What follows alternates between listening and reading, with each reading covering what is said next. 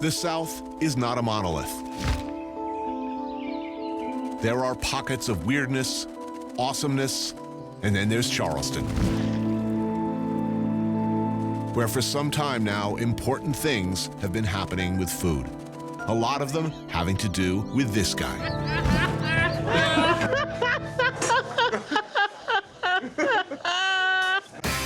I took a walk through this beautiful world, felt the cool rain on my shoulder, found something good in this beautiful world. I felt the rain getting colder. Sha-la-la-la-la, sha-la-la-la-la-la, sha-la-la-la-la,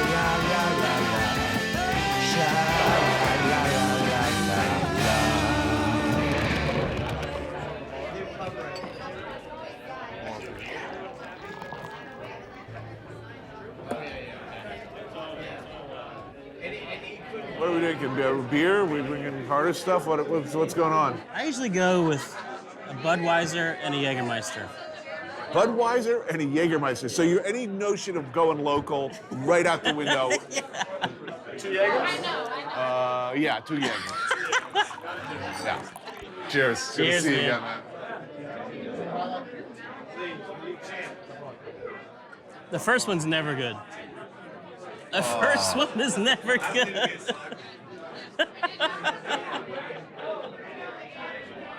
But it gets easier after the first one. So look, this is not my first time to Charleston, as you know.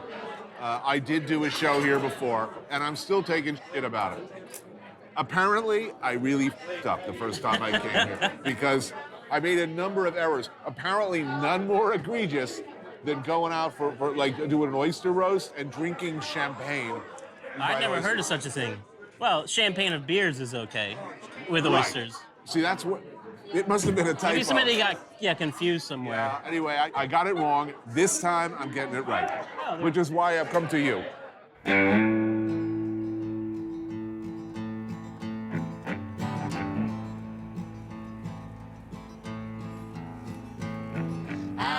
You could be forgiven for underestimating Sean Brock first time you meet him.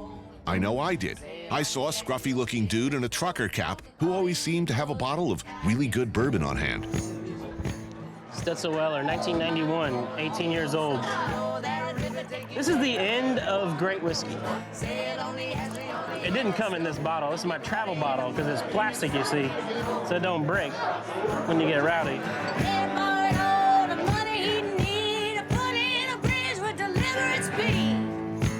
It took me a little time to discover the ferocious intellect, the inquiring nature, the uniquely focused and purposeful talent of the man. Without a doubt, one of America's most important chefs. A guy who's redefining what not just Southern cooking is, was, and can be, but American cooking as a whole.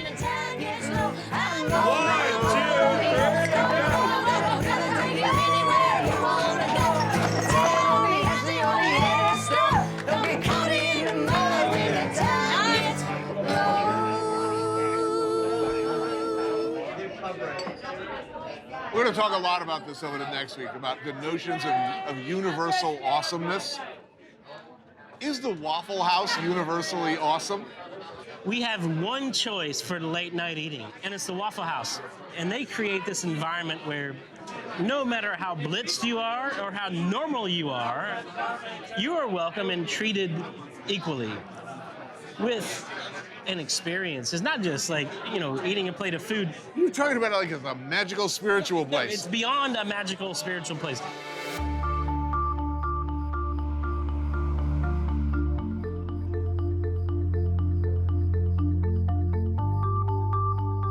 It is indeed marvelous. An irony-free zone where everything is beautiful and nothing hurts. Where everybody, regardless of race, creed, color, or degree of inebriation, is welcomed. Its warm yellow glow, a beacon of hope and salvation, inviting the hungry, the lost, the seriously hammered all across the South to come inside. A place of safety and nourishment. It never closes. It is always, always faithful, always there for you. When I was a kid, I was obsessed with this place because I wanted to be a chef. And this is the only place I'd ever been to where I actually watched people cook.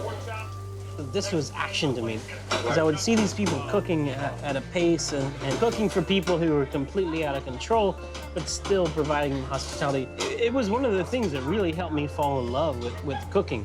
Waffle House. Yes, I can't believe I didn't know about this. I am unbelievably, in spite of my world travels, new to the wonders of the Waffle House and unfamiliar with its ways. The terminology, for instance, is new to me. Now look, I'm looking at my hash brown, and I am already confused and enticed. Here's the thing, Sausage you gravy. can't go all in because you want everything. I need to make a choice. So there's a balance. And then when you find your balance, you memorize it. I go scattered, covered, smothered chunks. Which means I gather, scattered on the griddle, heaped with brown onions, cheese, and chunks of hickory smoked ham. That's my style. Like, I've been doing that since day one. And I don't even know what that means. You know what I know? I don't want waffles at the Waffle House. Bullshit, man. You have to have... Waffles? Okay, you have to have pecan waffle. Now, so what I've devised as a chef is a tasting menu experience where you can sit down and really experience what this place does. And you start out, first thing you have, pecan waffle.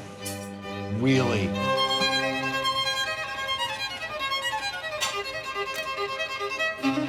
Right, gentlemen. Oh, the pecan waffle.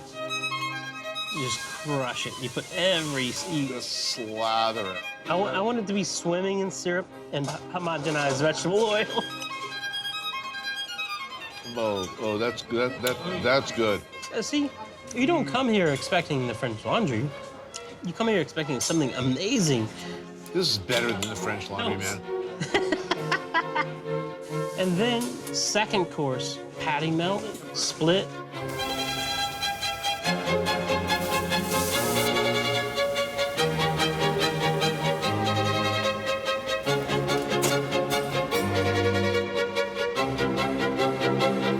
Patty melt.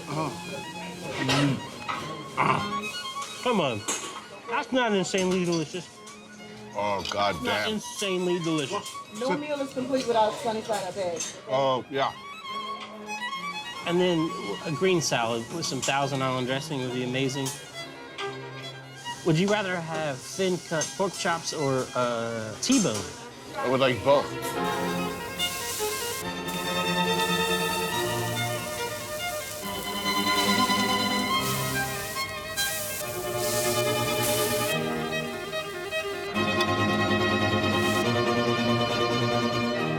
Heinz 57 is the best, man.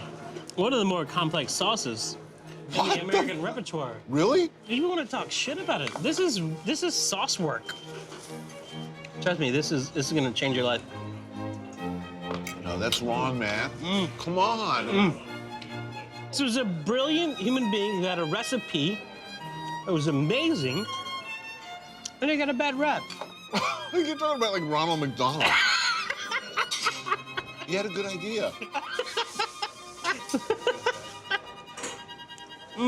No, you're wrong. I'm sorry. Here's where we part ways, my friend. Here's my sauce. After a few bites of waffle, a burger, a hunk of generic T-bone, and some hash browns, one feels drawn right to the center of what makes our country great. An America yeah moment that drives me to clamber up on the counter and start reciting Walt Whitman, the Star-Spangled Banner, Oh Say Can You See, and you know what? I doubt I'd be the first. Oh my Give me a God. break. The umami happened. Yes, yeah, give me a break. You know what umami means in Japanese? Actually, the literal translation of umami? Orgasm? No. Umami means in Japanese, literally, it means I will suck your for a bite of that burger.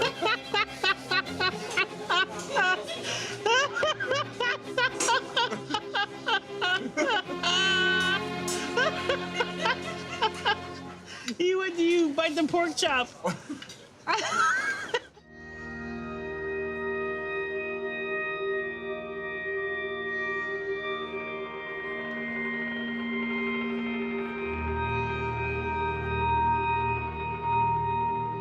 Everybody needs a place, a community, something larger than oneself to care about, to be part of. A place to hide when times get tough, where you're accepted for who you are, where the rhythms of a summer afternoon, the crack of a bat, the roar of the crowd are music. Behold the mighty Charleston RiverDogs, a minor league feeder team for the New York Yankees.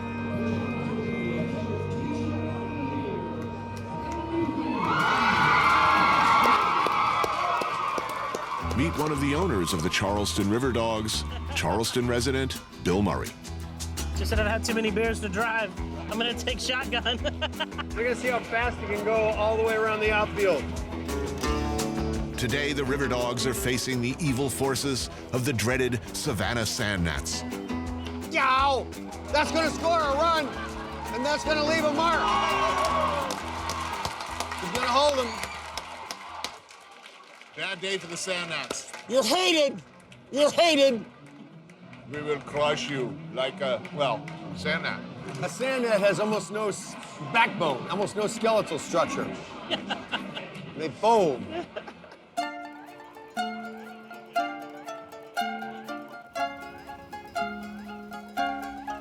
As difficult as it might have been to forego the joys of the bacon-wrapped foot-long corn dog known as the pig on a stick, we knew we'd be coming here. Husk, Sean's restaurant in downtown Charleston, one of two that have helped make the city a fine dining destination. So I want to know, Southern living, it's very different up there and down here. It's a big transition. Easy for you or not? It's easy. The driving was the real transition because I drive like a New York person, and when you come here driving like New York, it takes you a while to recover.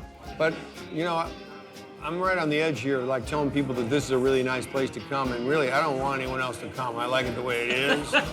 There's a lot of insects. It's really, really hot in the summer. And the traffic is worse than it ever was. Husk directly addresses Southern culinary traditions using the best of modern techniques, but always, always respecting the originals and who made them. It's a pressing matter to redefine Southern food. If I were a Southerner, I would make it a personal mission because it was distorted for so long. But as a Northerner, why should Northerners care?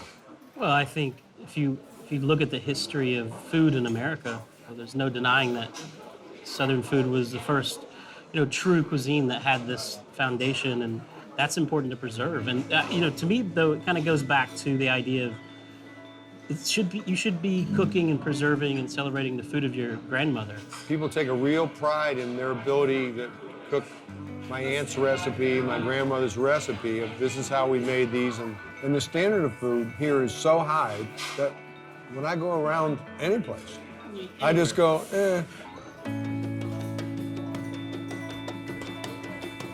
Country ham, bread and butter pickles, and of course, Sean being Sean, there will be bourbon.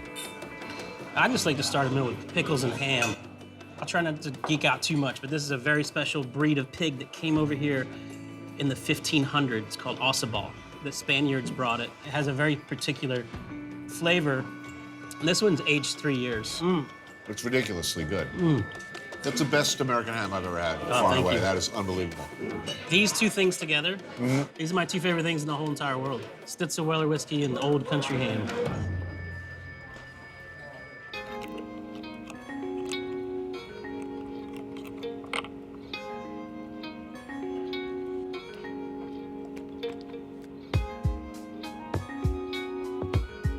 So this is an old dish that I dug up in one of those old books that I study. It's an old-fashioned oyster pie. Ooh. So just grab your spoon and just dig all the way down. The oysters are in the bottom. How old is this recipe? It was well documented in the 19th century, pre-Civil War. That's good. Yes. Oh, God.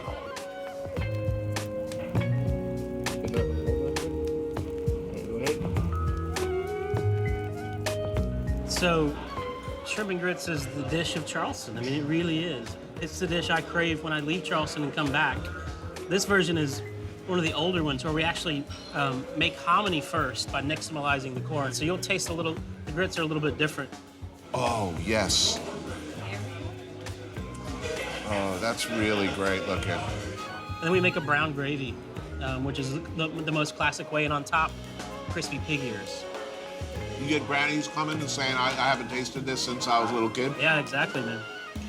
Wow, that's good.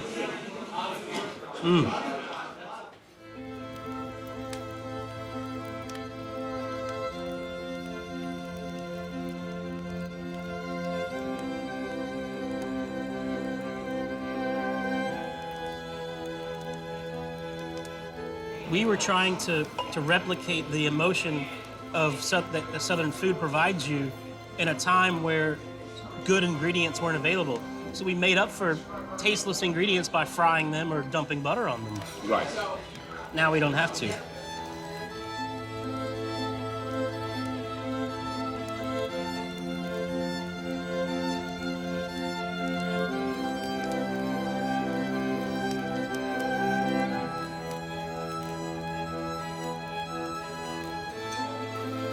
Wow, what's going on here? This is an onslaught of awesomeness here. We didn't order this. So Hoppin' John, so pit beans that have been cooking over the fire all day. These are the red peas that came from West Africa. This is the original Carolina gold rice, hand harvested with Benny. Grilled whiting, which is what nobody eats in Charleston. In restaurants, it's what everybody eats in homes, with some spring vegetables. And then this is a suckling pig. That's the same breed Ossabal as we had earlier with the ham, mixed with a mule foot, cooked on a spit, some cream corn and cornbread. Wow. So this is going to be my first mule foot.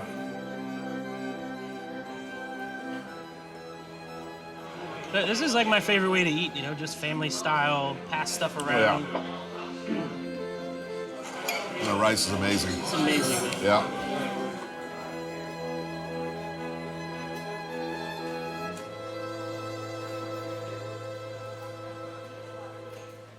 You see Bubba Gump. You get angry? I get very angry. For me, it's Chili's. Because you see Chili's along the Mexican border. It's like, what the? I'm sorry, do we have a shortage of Mexicans in this party? There's like a shortage of good food, and you're eating at Chili's? I really want to like pull up the car, get a tire iron, and walk in and just straighten some people out. You know? Clean house, Roadhouse style. Roadhouse, vastly underrated film. You guys are both into Roadhouse?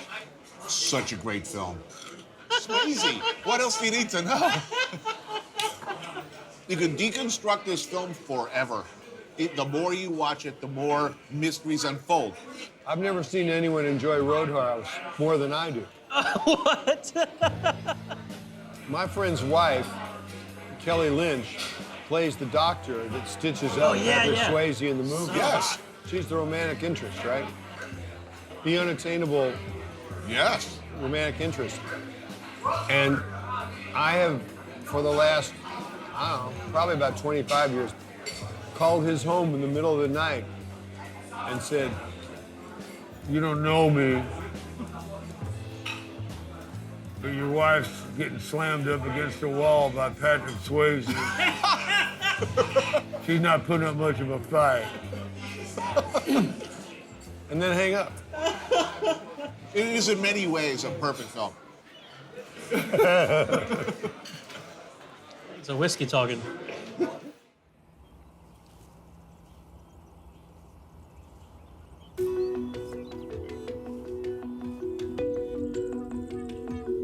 What is down-home Southern cooking? Where did it come from? Who's responsible? Well, it's always useful when asking those kinds of questions, wherever you are, to ask first, who did the cooking back then, in the beginning? Where did they come from? When you meet people here, you know that you're seeing a direct descendant of a slave that was here after the slaves were freed. Ashley Green grew up on Mosquito Beach on James Island in Charleston. Her mother owns the property, which has been in her family for generations. Fact of the matter is, in the Old South, back when the dishes, flavors, and ingredients of Southern cooking, which is to say American cooking as opposed to European, chances are that food was grown, gathered, produced, and prepared by African slaves. Chef B.J. Dennis has made it a personal mission to celebrate and protect the culinary traditions his ancestors passed down to him. So this is some local blue crab, just fresh in season. This is a play on some garlic crabs, but this is shrimp butter instead of the garlic butter. And then you have that play of, the French influence into the cuisine right here. The flavors and textures and foodways of West Africa are all over Southern cooking, and there are few better places to see how short the line between there and here than Gullah culture. I'm really enjoying this, I gotta tell you. This is so delicious. Damn. Oh my goodness. How African is traditional Gullah cooking? Well, I think what happens is you change the location of the people, but you did not change who the people were. You did not change the information that they came with their traditions. If you look at the history of American food, you'll quickly see that this is one of the first true cuisines of America. Oh, what's that? What is this? This looks good. We going back to West Africa. All right.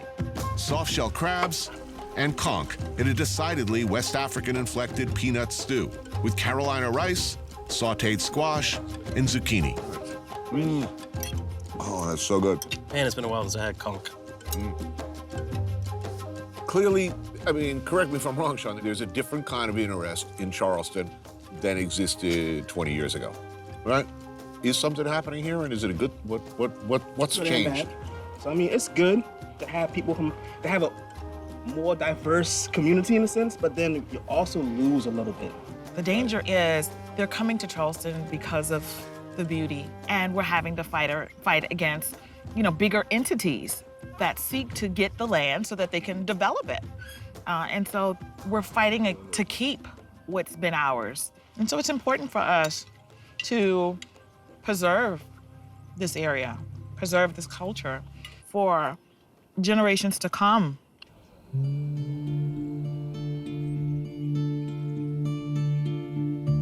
According to the U.S. government, almost 50% of all the children in this country fail to get their recommended daily allowance of vitamin. Fast food restaurants have discovered that we like our food heavily salted. Just add water and 2 of your own fresh eggs. Because of industry's innovations in farm chemicals and machinery. Taste it. How did it happen that we ended up with Southern food being the most sort of cruelly hijacked into this cartoonish parody of itself? Modern, clean, advanced, complete meat processing. I think it's a combination of 2 massive cultural influences that came together at the same time. The idea of industrialization came late to the South. When it hit, we got pellagra. The first nutrition laws in America were written in South Carolina because everybody moved into mill villages and immediately started eating processed food because they weren't growing their food anymore. The second thing that happened is there was a massive amount of expertise that was lost during the Civil War. A lot of the Southern revival, the whole turnaround, started with this guy, Glenn Roberts, a man who asked a simple question: how come grits aren't as good as they used to be? And by starting the heirloom grain company, Anson Mills decided to do something about it. So why do this? Why do something as unwanted, meaning nobody was particularly crying after, we need rice that used to taste like it did in 1837. We need grits, better grits. What called to you that you felt compelled to answer? I'm a cuisine whore. I think that culture is interactive with cuisine. As soon as you look at cuisine, you're looking at politics, you're looking at medicine, you're looking at the advanced thinking. I'll agree with you that there's nothing more political than food. You got it. Chef Mike Lotta's restaurant Fig was one of the first and most important on the Charleston scene, determined to source the kind of local products that you used to find everywhere in the Low Country. As much as I'd like to illustrate that solid grounding in traditional ingredients and preparations with my order, I could not resist the soft-shell crabs, which are just in season, with a pasta and shaved botarga, which frankly, I'd slit my best friend's throat for. Wow, that looks great. Yeah. That's beautiful. Sweet. When you had your first forkful of proper rice, is there an instinct to go out and sort of bludgeon the rest of the world in it, understanding what you have just come to understand? I did not run up and down the streets of Charleston. It was tough to dislodge people here. So I just went straight to San Francisco, right, and I gave away tons of product. And guess what? They went crazy. Slow-baked black bass, Anson Mills farro, ramps in season, and lettuces. And this ode to all things Glenn is responsible for bringing back: heirloom rice and peas, suckling Ossabaw pig, and chicken confit with Carolina gold rice. Oh, that's good. Isn't that great? This is phenomenal. These peas are killer. I'm hitting the rice next. That's got the entire history of Southern agriculture in it. Right here. Right there, in that little bowl. This whole idea of having a century in a dish, none of this stuff was here 20 years ago. Near the end of the Civil War, during General Sherman's Scorched Earth campaign, seed stores were a favored target. It was largely African slaves who were able to save the seeds that Glenn is now able to locate and reintroduce. It is those people who kept the corn. It is those people who kept the cowpeas. It's those people who kept the vegetables because they couldn't buy their way out of not doing it. You know, when you talk about chitlins, pigfoot, hog maws, African Americans in the North do not embrace those poor people classics of the South. There's an overlay of pain and oppression that goes with it. How do we combat that? What you're speaking about is walking away from your own culinary heritage because of social sensitivity. Bottom line is, if you want something that's compelling, that draws on your soul, this is why they call it soul food.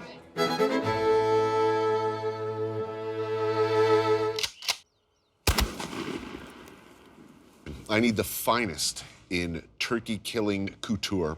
I'm going to be ninja-like, and I want to look cool. Well, you know, camouflage is the standard go out wear in South Carolina, so. I'm bringing that look to New York. A cool, clear morning, and I do what any sensible Charlestonian would do on a day like this: look for turkeys to kill. So pants, need those. All right. You know, in South Carolina, our state bird is the mosquito. Right, so I want to be covered head to toe. Next thing, we need to get your face covered up. I'm going in a Waffle House wearing this. This is totally me. We do have some turkey vest. A turkey vest, yes. I've got to have it.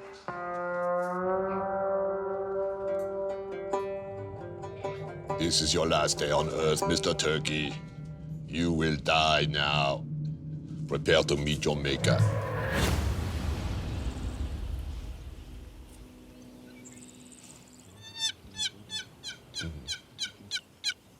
Here's the thing about hunting. The likelihood of me successfully shooting even the stupidest animal on camera are about the same as Donald Trump being gracious to anybody or Adam Sandler making a good movie.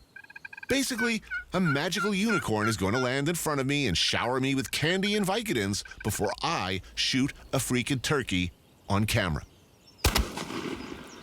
That shot you heard was me shooting a producer in the calf and telling him to hobble over to the Piggly Wiggly for a frozen gobbler before he bleeds out.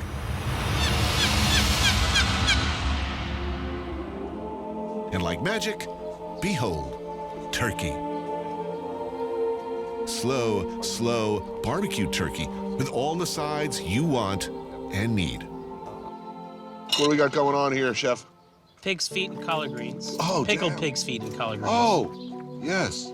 And then barbecue coleslaw, some potato salad with ramps, baked red peas. Mm-hmm. Oh, there's my weakness right there. And we made you some very special mac and bright cheese. orange mac and cheese. I do love bright orange mac and cheese, as you know. And that's a turkey. Yep. Let that be a lesson to you. like going to grandma's house. Mike Lotta from Fig is here, and Jeff Allen, owner of Rebellion Farm. So at this point, how many others are there like you guys, like who are basically keeping it real as far as real Southern culinary traditions as opposed to sort of the jokey ones? I feel like just about everybody here is. More than you would think. Well, how many people is that? 12. Yeah, in a town like this, that's pretty amazing. God damn, this is good. Pig's feet and green, it's just ridiculously good. This is really moist for a wild turkey. Like people who say they don't like turkey need to eat this. So what's your impression of Charleston? It's it's one of those weird or distinctly American mutations, kind of like rock and roll or jazz or blues.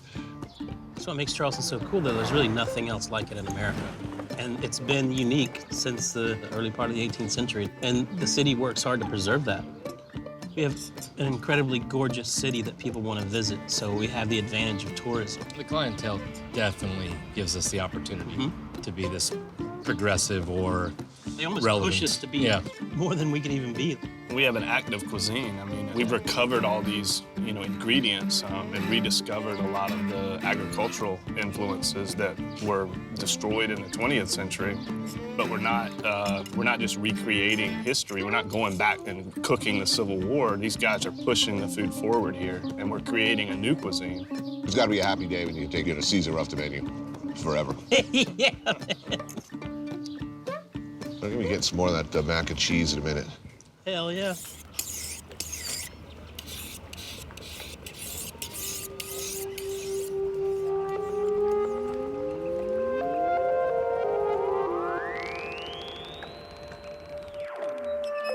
We're one of the last few hunters in the world.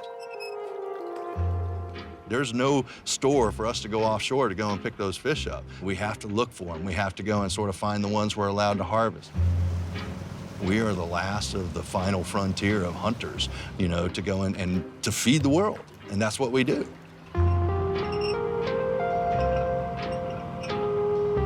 Mark Marhefka has been a fisherman since the 70s. He takes an unusual and much-needed approach to catching fish. Instead of raking the sea of the same overfished, mindlessly popular species, he passionately promotes the just as good and usually better, less known and underutilized stuff. But one of the great things about the Lowcountry is the flavor of our waterways, and that wasn't being represented properly in all the restaurants. Then all of a sudden, I hear about this guy who has the most beautiful fish you've ever seen, but you got to go to the dock and get it.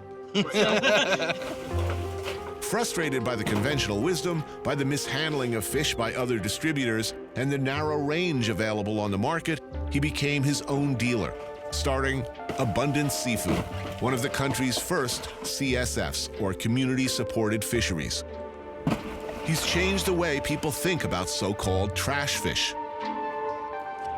Look at how beautiful that is. Today's catch, triggerfish. Any market for these things? Oh, my God. Yeah? Well, We can't go and keep it in-house enough. No, really? The crazy thing is, it's like, even 5 years ago, there wasn't a single one of these on the menu.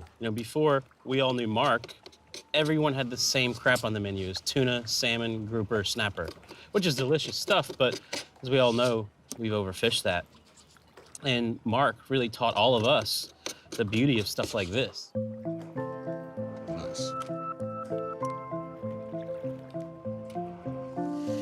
This is a half-shell style, so you just leave the scale on, the skin on, Right. and just cook it one side up. Oh. It's sort of basting itself. Yeah. Makes like a cup.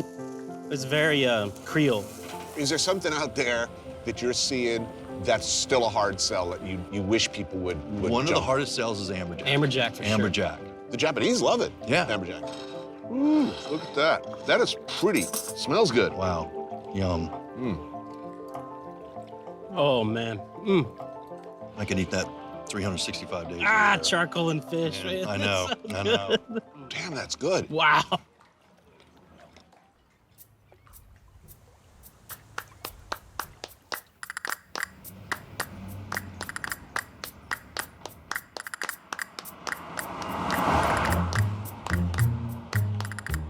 Everybody thinks there's all this great barbecue in the South. It's 99% terrible barbecue.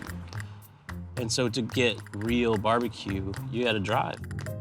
way out in the weeds, off the main road, and good freaking luck if you can find it, is one of the most respected barbecue joints in the US of A, run by one of the most respected old-school pitmasters. Ask a chef, ask anybody who knows good barbecue, and they will tell you where to go. Here, a rundown-looking takeout about 2 hours drive out of Charleston in Hemingway, South Carolina.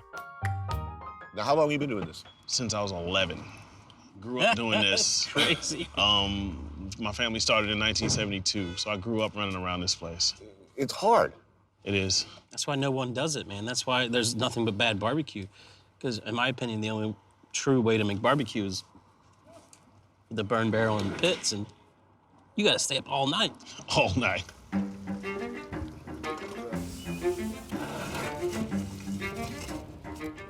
Rodney Scott, a man sought after all over the world for some of the finest whole hog barbecue there is. Rodney and his family have been doing it like this and only like this for 43 years. Burn barrel, fresh coals, slow cooked all night in the pit. There are no shortcuts. This ain't a craft, this is a calling. Look at that. Yes. Oh, man. You gotta have a little bit of white bread with it. Yeah, at least no a little doubt. bit of white. Yeah, see, this is what everybody always gets wrong in New York. They serve cornbread with barbecue, which of course falls into crumbles. You can't. You gotta have that. Look at that. This is what we call pork spaghetti. Gotta have some of that. Man, that sauce is nice too. It's perfect, right? Vinegar and pepper. Yeah, it's so good. That's my dad's recipe. Do you do not the standard South Carolina mustard dressing at all? I'm sure people are going to be pissed at me about this because people feel strongly about these things, but I was not liking that mustard thing. Around here, you scream mustard, they'll think it's going on a hot dog. It's the only thing they know about mustard here. Oh, good. Oh, man, that's just so good. Now, how many hours about that pig is cooking? 12 hours. About 12. You have to love it. You have to be head over heels in love with it to do that every day. I mean, you ever get sick of eating barbecue? No, not yet. Not yet. So we're all gonna be rolling out of here with the Rodney Scott cologne on.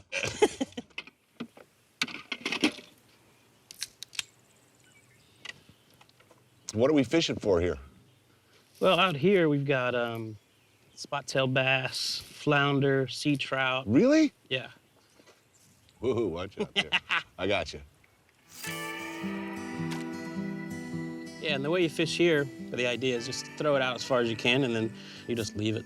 Oh, just leave it. Yep, that's the cool thing about fishing out here. Oh, good. So I don't have to be working. There's not so much skill involved. So how am I doing in the learning to be a redneck department? Not wearing shoes. You're looking good right now without shoes on and a fishing pole in your hand. On the dock, that's pretty awesome.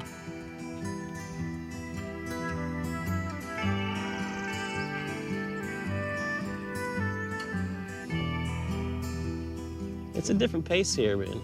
You know, this is the way to live. I do enjoy it. Love that Waffle House, man. I need a Waffle House. I'm trying to tell you, that was like a... I like your restaurant and all.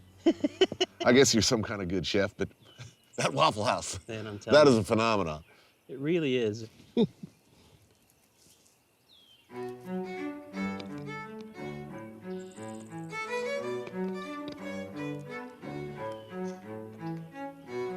It's good with boiled peanuts with whiskey. Oh, yeah?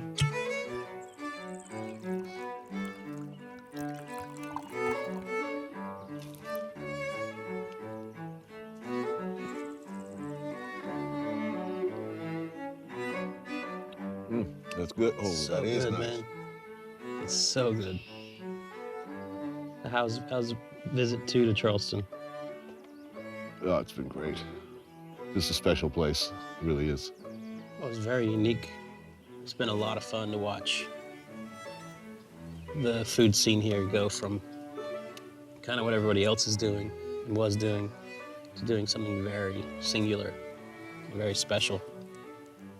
And when you got a tradition and when you have tradition and recipes and a story behind food like you have here, That's a really cool thing.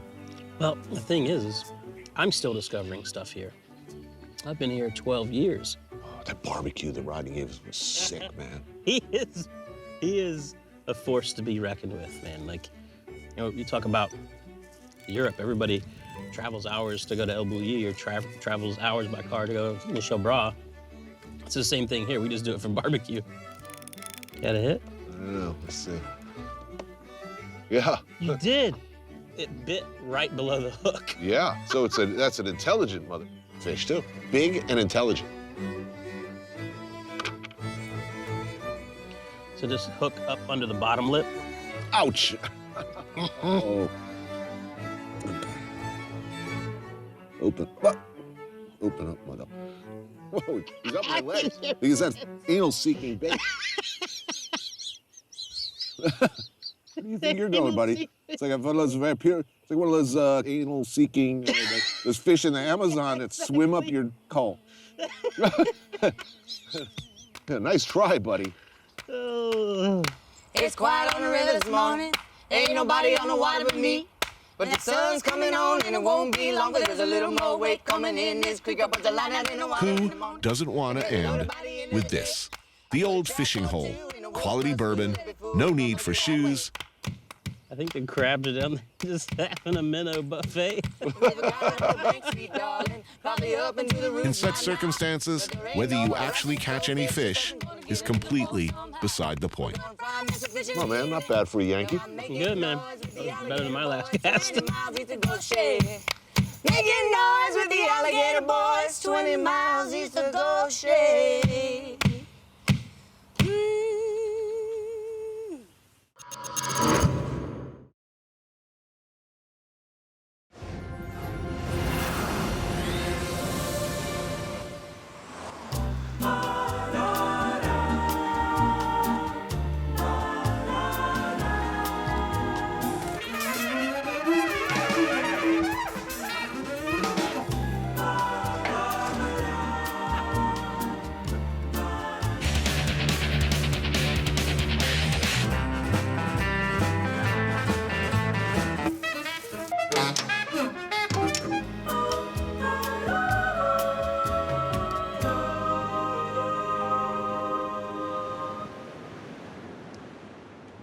I need a French coach.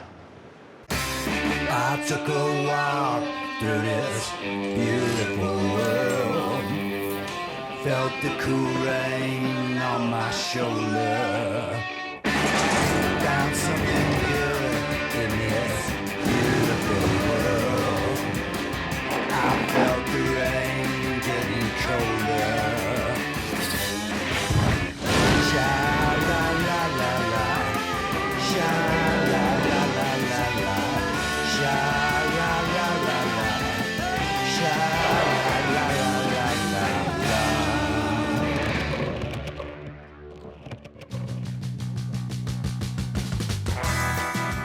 If you've been to France, chances are you haven't been here. France's second largest city, the oldest city in France. It sits right by the Mediterranean. The food is famously good. Yet it's a victim of bad reputation, bad history. Marseille, as it turns out, exactly the kind of place I like. But this is a buddy picture, isn't it? Eric Ripert is the chef of the 3-star Le Bernardin in New York. The Chevalier of France. I think that means he's some kind of knight or something. And my friend. This causes him some problems. He, I like to remind him, has a reputation to protect. I do not. Welcome to Marseille. Yeah. You've never been here? Never. How is this even possible? You grew up how far from here?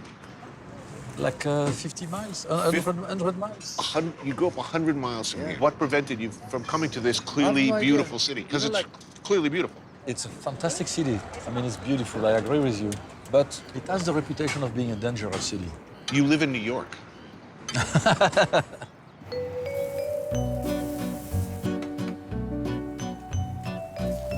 I should point out that every single Frenchman who have said, you know, I'm shooting in France, and they say, oh, really? Where? And I say Marseille, their face drops immediately. They're like, oh. No. Why that? Because they think it's ugly? Do you know what they say? They say, this is not France. With a Z like that? This is not France.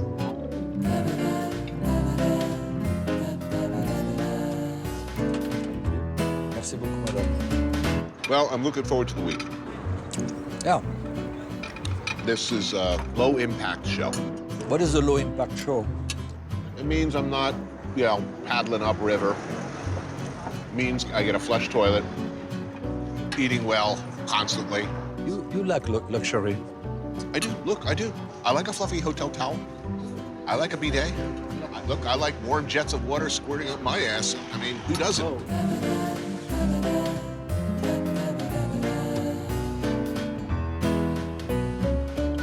I could retire here. I could retire here too. You see, that's the sort of the measure of a place for me, is like if you start thinking thoughts like that, that must be nice. I could live there.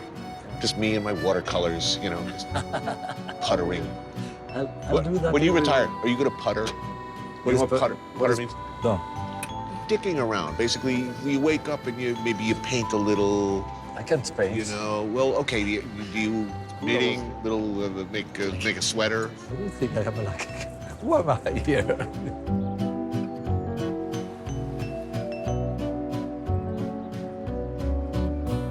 I will try to go fishing. I've never catch anything in my life. Do you actually fish? Do you know how to fish? Do you ever fish? I don't know how to fish. I'll show you how. All you need is a car battery and a couple of cables. Trust me, you get all the fish you want. Yeah, they come right up. You end up in jail, dude. Well, there's other ways. How do you say dynamite in French? Dynamite. Dynamite. See, I do speak French.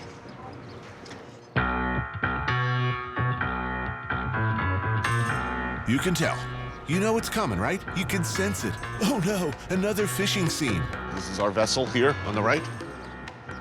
Très bien, merci, vous-même. Oui, Eric? Bonjour, monsieur. Eric Fromu is one of only a handful of old-style fishermen who work the sea the old-fashioned way. Do you see yourself fishing? No. It's stressful to me. Right. I always think I'm going to catch, my testicles or my ear with the hook. I have a fear of fish hooks.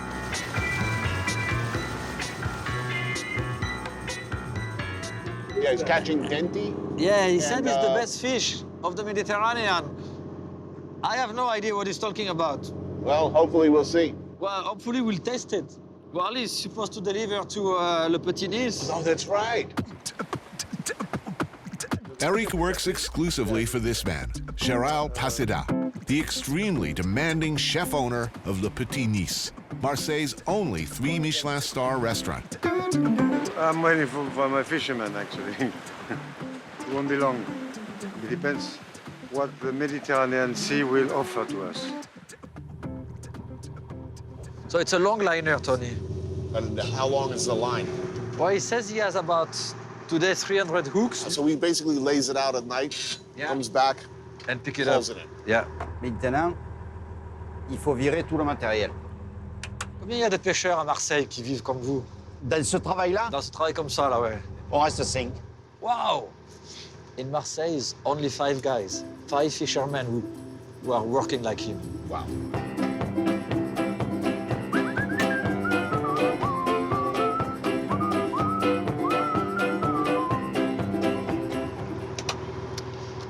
You know, he has 300 hooks.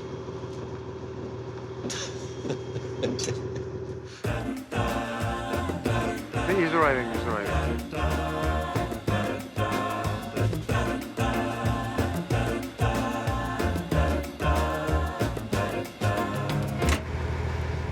This must be the 12th fishing scene. No, I must have done 20 fishing scenes in my life, and I think I had one good day out of all of them. Other than that, it's been one humiliating goat rodeo after another. Ordinarily, our typical fishing scene actually would be rougher than this. So we'd be pitching back and forth, and I'd be hanging on to the contents of my stomach only by realizing that they're feeling even sicker because they have to look through the viewfinder. Yeah, so they're like, whoa. So it's basically, you're playing this sort of race against time kind of a game. It's like, who's gonna puke first? Yeah. It's always the camera dudes, though. Is it? No, generally it's a producer.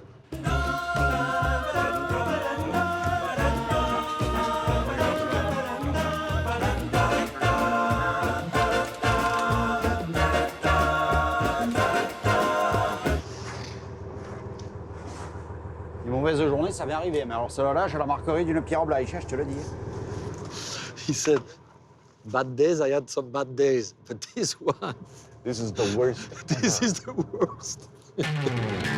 Well, there it is. Another extraordinarily successful fishing scene in the can. Time to reap the rewards awaiting us back on dry land. You'll tell me if there's like any oiled up Amazons behind me. Behind you? Right, frolicking naked. Yeah, right now they're kind of like mature Amazons, but it will happen. Ah, here's the chef. Super. Anthony Bourdain. Nice to meet you. Nice to meet you, an honor, sir. Would you mind to have the Bouillabaisse? We don't Is it mind. a good we want idea, it. or We want it. will you change your mind? I don't know. No, it's a very good idea. There's reinvented, deconstructed, and then, usually, there's the thing itself. Pasida's take on Bouillabaisse, without a doubt, Marseille's most famous dish, is spread out over 4 courses. First, shellfish carpaccio of raw mussels and clams. Magnifique. Ça, c'est super, hein? And they're raw, of course, and they slice the mussels raw. That's crazy. Wow. When I decided to make this bouillabaisse, I had the inspiration when I was a child. On those rocks, you know, when I was with my knife opening the mussels, eating the mussels. In my cuisine, there is no cream, no butter. It's not traditional at all. It's just based on the fish. This is my way of thinking my cuisine here for myself. Slipper lobster, weaver, angler, and red gurnard. Lightly seared, then a touch in the oven. The future. Oh, whoa. Oh. This is just incredibly beautiful. It's so delicate and at the same time flavorful and powerful. Oh, this is insanely good. A broth so intense, it requires over 10 kilos of rock crabs and various bony, tasty little fishes to make just 1 kilo of brown, gloriously brown, magical liquid. Dorade and denti, steamed over seaweed water. Saffron potatoes, and then finally comes that magical brown broth. Oh. Wow. Ça, c'est sérieux. Ah, dorade. Saint-Pierre et ça. Simple, tu vois. Passe comme ça par direct, voilà. La soupe est bonne, hein? Tu vois? Oh, man. This is unbelievable, hein? You taste the entire fish you're eating, you know? And just when my brain threatens to short-circuit with pleasure, descending as if from heaven itself. Oh. Cheese. Oh, God, the cheese. Oh, yes. You know what, I gotta tell you, I don't care how many naked breasts are on that beach right now, because that is much more exciting. All right, look at it. It's beautiful. Good cheese too? Yes? Oh, look at that. Oh, man. Oh, I love, j'adore ça. Wow. Cheese like this, that is just incredible. Merci bien. Oh, yes. Oh, yes. Oh, yes. Oh.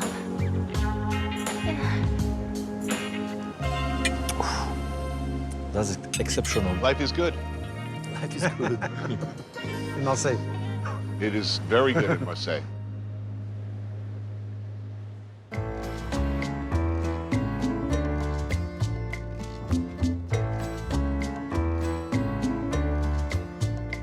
Marseille was once the hub, the rough-and-tumble principal port for France's colonies such as Tunisia, Morocco, and Algeria. As a result, the sights and smells of Africa permeate the city.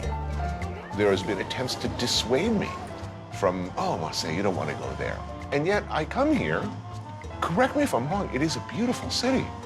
It smells good. You smell the different pastries, the tagine, Bouillabaisse, and bourride, and it's an extraordinary looking city, and the people are really interesting looking. In Marseille, you are in the center of the world because the world is in Marseille. We are connected to the Mediterranean Sea, so it's very different from the north of France.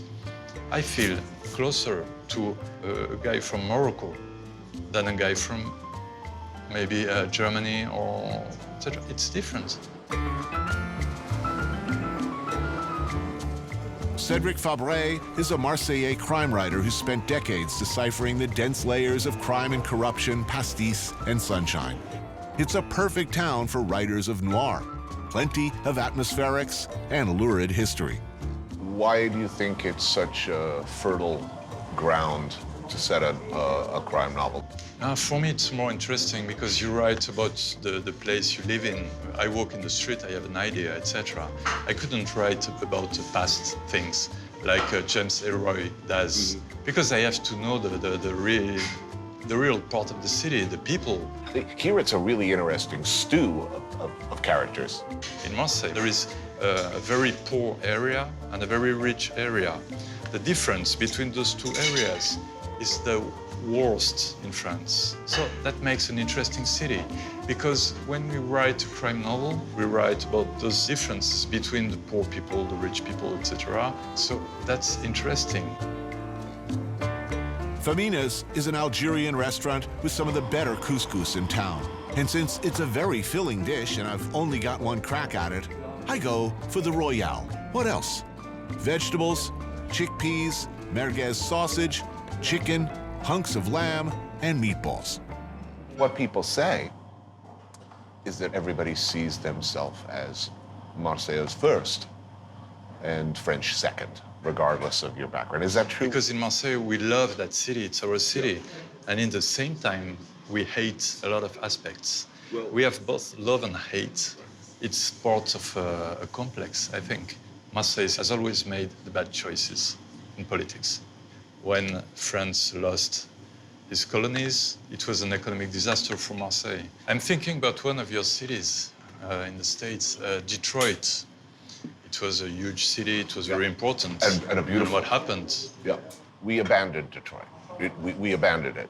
It became too black for America to love. Maybe France is abandoning Marseille. Sometimes people say, in Marseille, people, they are racist. I would say, in Marseille, people, they are connected with other people. Let's hope Marseille people figure that out, because I think it's amazing here.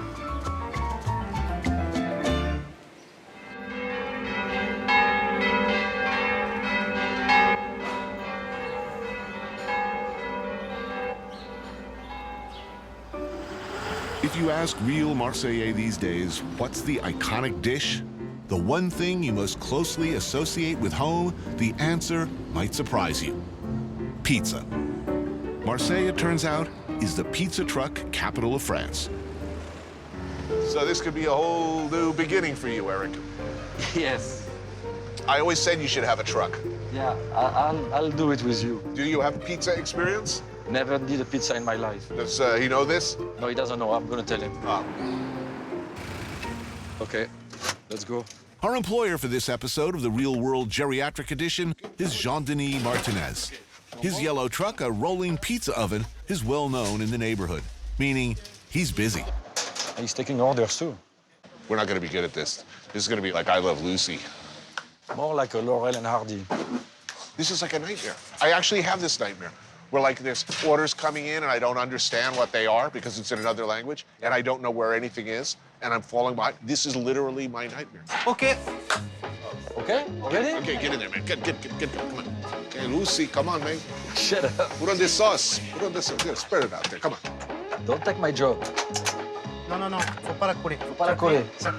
You don't push. You don't. On la pose, c'est tout. 3 cuillères, 3 spoons. You slappy, man.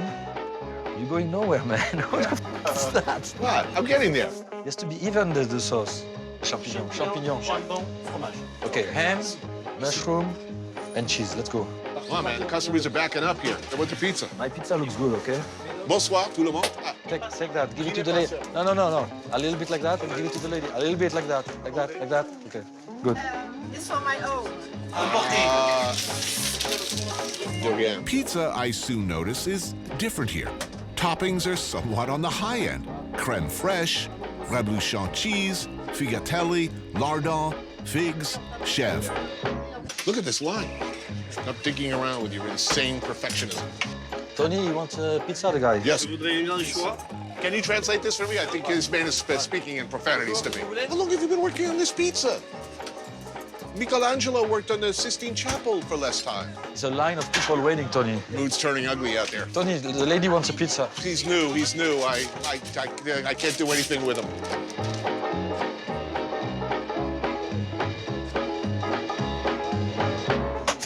What happened? You have a union break or what? Yeah. Hey, this is France. Get a nice break. Have I worked my 22-hour week yet?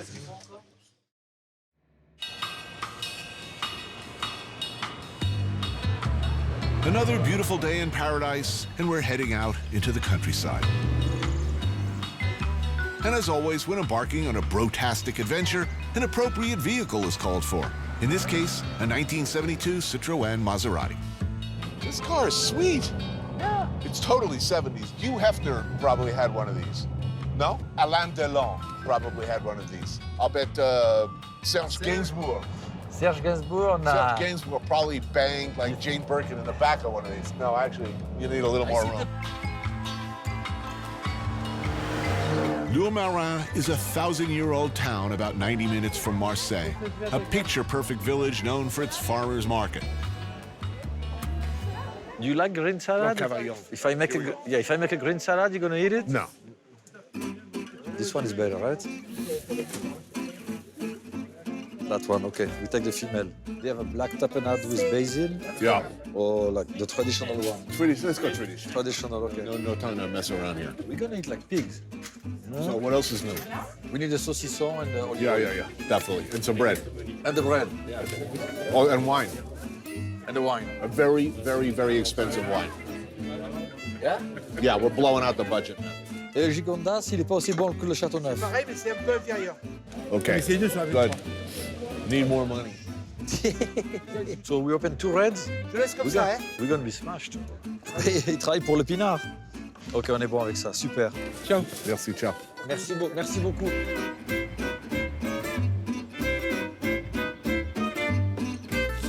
We'll be needing that. Okay, that's our cheese selection. Here's our pomme de terre, which I will be artfully plating. Bacon like a meatloaf all of a sudden. You go from freezing to high heat to, I'm telling you, it's Provence. It's like... it's rough, huh? It's rough. Hey, this is not bad, huh? By the time we're halfway through this bottle, you'll think this is as good as the finest Bordeaux. And by the way, we're not suggesting, advising, recommending, or in any way condoning the driving of a motor vehicle, especially a high-powered Italian-French hybrid, while drunk, because that would be wrong. No, we're gonna take a nap before. Right, until our blood alcohol level is in alignment with all local regulations and laws. I'm gonna put salt on the tomatoes. Like that. Oh, that's gonna be good like that. You know Martha Stewart pretty well. You've been on her show a lot. Yeah. Give me an honest answer. Yeah. In a street fight, could Martha Stewart choke me out? I think if she goes to the dark side, yeah. I think so, too. This is not like my show at all, actually. I'm gonna get shit for this, I'm telling you. You're not keeping it real anymore, man. I mean, look, you know, it looks like a wine label. As a Buddhist, does this worry you?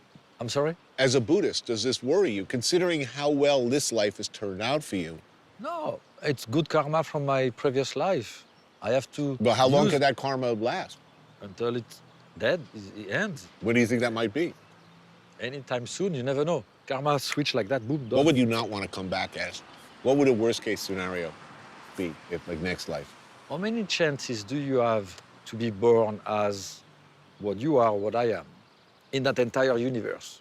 Isn't that worrying to you? The next life cannot possibly be better than this. It's probably gonna suck. I mean, best case scenario, you know, in our next life, maybe if you get to sit in a sub shop in Asbury Park, New Jersey, that will be the greatest day of your life.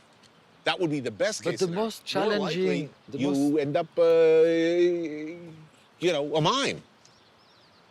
A diseased itinerant mime wandering the streets scrounging for money. Or worse. You're a desperate case. I don't know what I'm to just do saying, with how you. much better could it be than this? Enjoy every minute of this now, Eric. And pray that this is it. That at the end of the day, they roll you into a hole in the ground and your diet for worms. Because if you're right, and there is a next life, we are fucked, my friend. Well, the ultimate idea is to be enlightened, to come back and help as many people as you can. So all phenomena of life and what you perceive as reality is ultimately one. Let's leave it at that. Serenity now. Cheers. Cheers. With our bellies full, we're now prepared for the challenge to come. This is Robert and Danielle of the village's Pétanque team. The hilltop village of Roussillon is where our epic battle is to take place. 4 men enter Thunderdome. Only 2 shall leave. Now look at these guys. We're totally getting hustled. Yeah, we're in trouble. Now they're not joking anymore. No. USA. Oh, we have 1 point. All right, so our humiliation is not total. That's all we really were looking for. It's only what we care. Okay, The success. rest we don't care. Okay, which one is me? I don't know. Keep oh, jeez. Oh, he's nestled. Oh. Jinx it. You do hamsa. That's the jinx. Hamsa. Do hamsa. See? Told you. You're wishing evil on others. You're totally coming back as a sea cucumber. Yeah.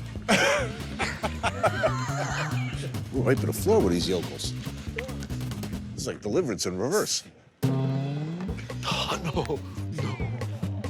What is it, 10-10 now? 10-10. This is the winning point. I know, you're so into this. I can't believe it. You're so competitive. My jacket. Oh, yeah, blame your jacket. There you go. Oh, USA. Whoa. I've never seen him so happy. All right, it's Miller time. Monsieur. Santé. Santé. Merci. I've never seen this side of you, man. I don't know what to think. I cannot believe it. I'm like, wow.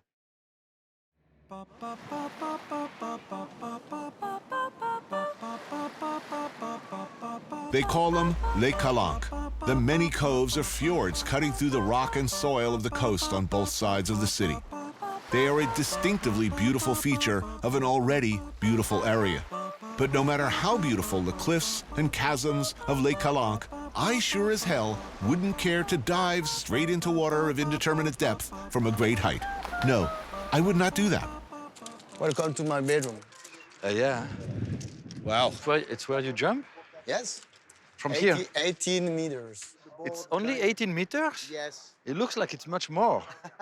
Lionel Franc, known to his friends as Lulu, grew up around Les Calanques. And yes, he would do that. He does it almost every day. You're very close, huh? I like so you have to like propulse yes. yourself? Yeah, I push. Oh, I can't even look at you doing that. Oh. That's it? You done? I'm done. I'm gonna sit. Don't like heights. Oh, jeez. I look at him and my calves start turning to jelly. Yeah, you look at the fish. Tony. Wow. Look at the fish. C'est quoi comme poisson, Ça, ce sont des loups. So after you belly flop and your food squirts out both ends of you, the fish will feed That's why on they're it. coming. Yeah. Oh, jeez. Oh, look at that. Exactly like me in the morning, before breakfast. Okay, good for me.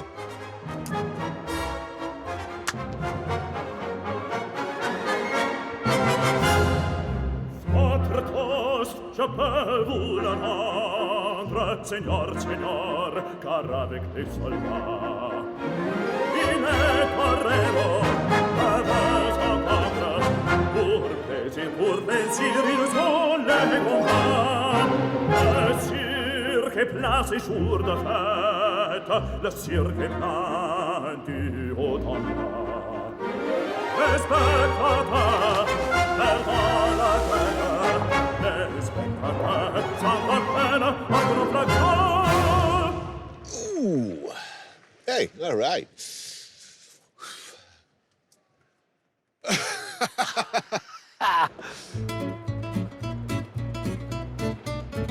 Come on, man, you can do that. I don't know. Impressive. Yeah, it's very impressive. Does he get paid for that? I don't know. Look, as long as he's not a mime, I'm okay with it. It's definitely not a mime. Even the smell of mime makeup, I start to tremble with fear. So it's a phobia. It's a serious phobia. Yeah. Don't like it. Mimes, clowns, nurses' shoes. Those white nurses' shoes. Oh, the clogs. No, they're super comfortable, like, and they're white. Yeah.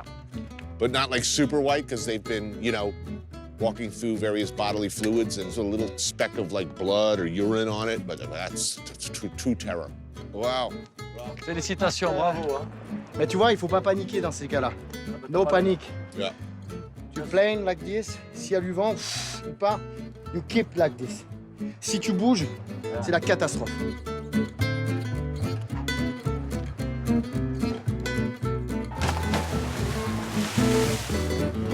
Missed it by that much.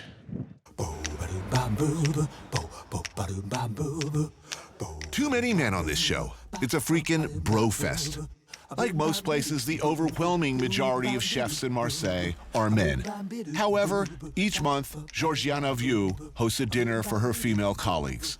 Chefs, all. Everybody here a chef in the business? Yeah. How many more are there like you? The other women chefs? Maybe 3 or 4 in Marseille. France kind of matches country, and if you want to find your place in a brigade, it's very difficult when you are a girl, really. But actually, like in Mediterranean, the example for cooking, the basic, is called la cuisinière provençale. Yes. Because if you want to have good food, you don't go to a restaurant in Marseille that much. You know that your grandmother or your mother will cook much better. Georgiana is from Benin, via Nigeria and London, but beyond all else, she's Marseillaise. Beef tartare with botarga, dried mullet eggs, apple, and celeriac. Counterintuitive, one would think, but truly amazing and delicious. I'm coming from Paris, and I was used to cook with butter and cream and whatever. And today, I can't imagine my cuisine without olive oil, without vegetables, without seafood, without spices. And on the top, you're going to put some poutard. It will be the salt of the tartare. It's a good idea, right? It's better than putting anchovies. If you want, you can do it at Le Bernardin, and you call it Georgiana's tartare. I'm gonna do it. I send you the picture. Sure. For me, hein? Seriously, I'm gonna do it. Ah, cool. Trop bien. And my single favorite Marseillais classic, pied et paquet, a dish which encapsulates everything I love and believe in about food. First, the hair on the sheep's foot is burned off. The meat is then tenderized and cut into pieces. Sheep's tripe is cleaned and cut into squares. Each piece is stuffed with onions, parsley, garlic, and salt pork before being rolled and wrapped into small pouches. These are stewed for several hours in a sauce of white wine, tomatoes, bacon, onion, and carrots, along with the sheep's foot. I love this dish. I love this dish too. This is everything I believe in food. This is just absolutely the top. It's a dish with soul. To make it good, you have to put your soul into it. Yes. And if you don't have it, you don't have real pied et paquet. I like it here. He's already thinking about retiring here. In Marseille? Yeah. He said I could retire. I said I could retire here, yeah. Yeah, why not? No, I'm happy to hear that. To hear that. It's not an easy city. It is not a museum, Disneyland, you know. Everything is kind of dirty and complicated. But when you are in Marseille and just you have the fantastic light and the sea and you can have the best fishes, yes, you are home. I mean, it's just like being home.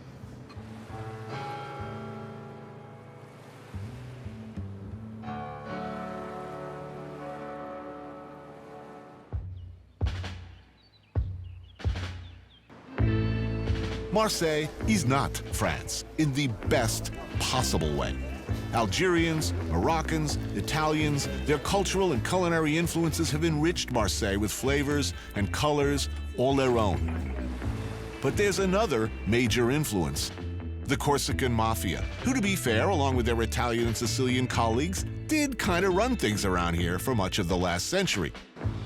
Those days are mostly over, and the Corsican presence has dwindled to a few thousand, which is a shame because Corsica produces some of the most wonderful charcuterie and cheese anywhere. There's a lot of preparations with the pancetta and the cheeks. Awesome.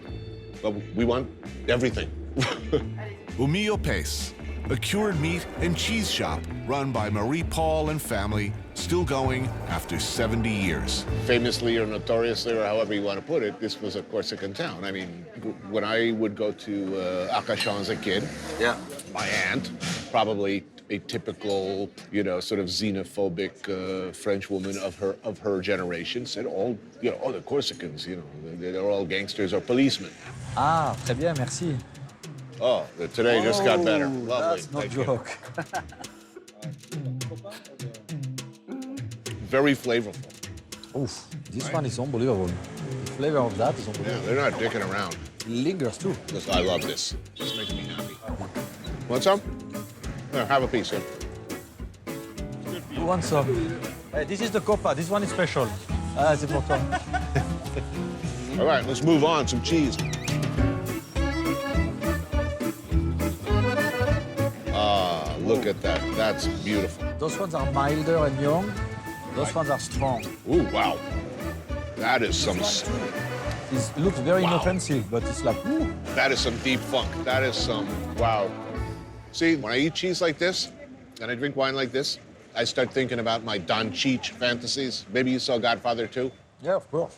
I just think I could just spend the rest of my life sitting in a hill in Corsica, eating goat cheese and drinking wine and having my enemies killed by remote control.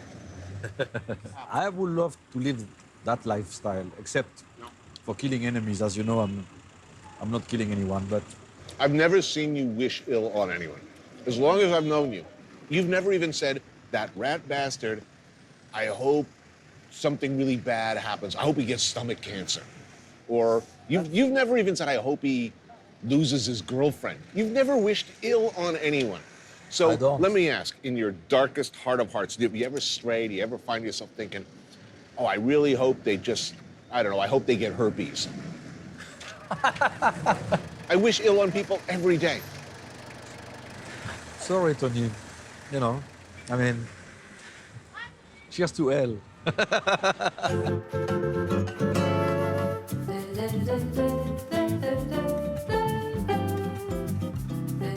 It's a big night in Marseille.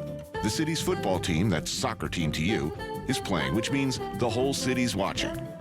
Eric and I head to the hipster Plaine neighborhood to meet up with Gilles Roff, a filmmaker and sports writer for France's top newspaper, Le Monde. So tonight, the big game. Yeah. It's Marseille, Lille. It's Lille against Marseille because it's in Lille. It's not here. Lille. So we get to watch it on TV. And will all of Marseille be watching this? Yeah. Everybody's going to be watching. You know, we did a very good season, but at the end of the season, we are only fourth. So it's a must-win. It's very important. So it's a must-win today. Right.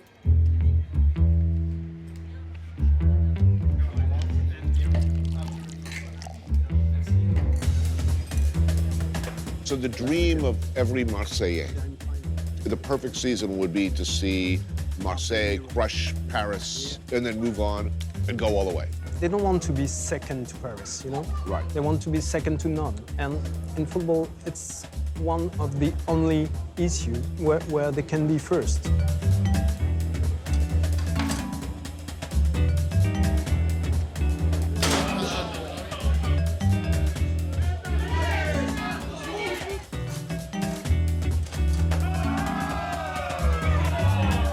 That's why people here love so much their soccer team, because it's the place where you can show your identity. If you go all around those streets and you ask people, where are you from? They will tell you, oh, I'm from Algeria, I'm from Morocco. But if you ask them, what is your favorite team? They will say, Olympique de Marseille.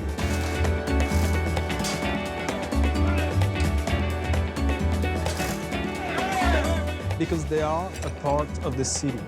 They are from this city, and the football team is the flag of this city.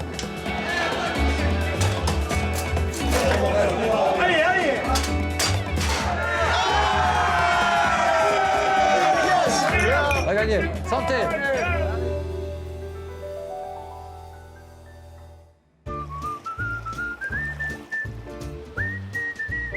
About 75 years ago, the properties around Les Calanques were mostly farmland. Then small shacks or cabanons that working-class families from the city used as weekend getaways. No running water or indoor plumbing. Simple. A place to get together, have a long, whiny lunch. Hello. You can't build new ones, and the ones that are here, like this one, owned by Dominique and Nathalie Lefrère, have been in the same family since the 40s, and they ain't going anywhere. Is this area protected? Meaning, if I wanted to open a giant modern hotel across there, is impossible, right? Actually, it was just like a couple of years ago. It was kind of scaled up on the protection level, so nothing's going to happen now. And most of these properties are owned by the same family for many years. Mon père, il venait en 1939, 1939. Right. But we lived in Marseille, and we came here for a weekend. That's nice. Lunch is being prepared by Andre Guidicelli, known around here as Day-Day. Panisse, crispy fried fritters of chickpea, which go really well with Natalie's aioli. And one of my favorites, murex, Mediterranean sea snails simmered in a courte bouillon of garlic, wild fennel, and orange peel. That's the taste of this region for me. It's garlic. Yeah. Olive oil. Yeah. Saffron. Sure. Anise. Anise, exactly. And look at this. Look at this.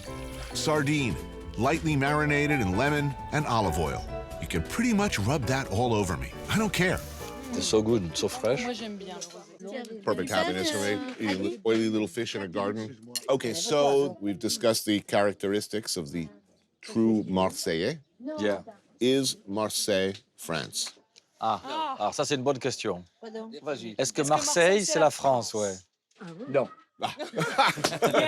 Je suis français. Je suis français. Mais Marseille, ça passe avant. Je pense que votre région, ça passe avant. You're loyal to New York before America. Well, that's true. So what about the people? What do all true Marseillais have in common? Un gros menteur. Ah, a big liar. Yes. They have the reputation of exaggerating. So if you eat sardines like that, you like our lunch. We had sardines like this. Daube de poulpe, octopus stew, slow cooked in wine and typical elements of Provençal cooking like star anise, dried orange peel, garlic, and tomato. Spoon over pasta and enjoy. Oh, yes. I can smell that octo stock. It's fantastic. Je propose un banc pour Dédé. Non, bravo. Bravo. So when are you retiring? At what age? As soon as possible. Seriously? Right? You want to come back? Yeah, I don't want to leave.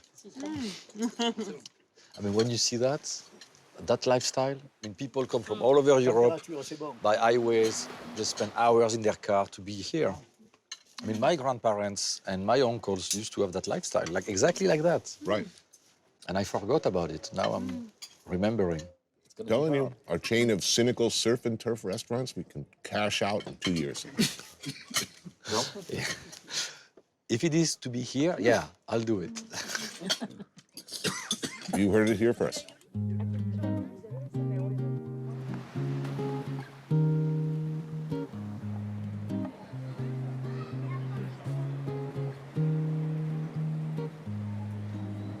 Adieu, belle ville. Adieu à tout jamais.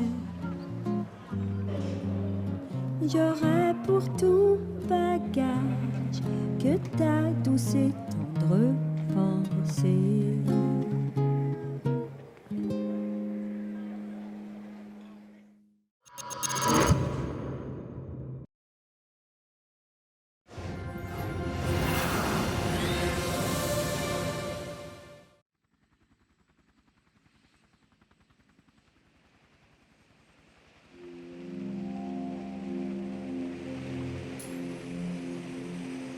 When I first went up this river, I was sick with love.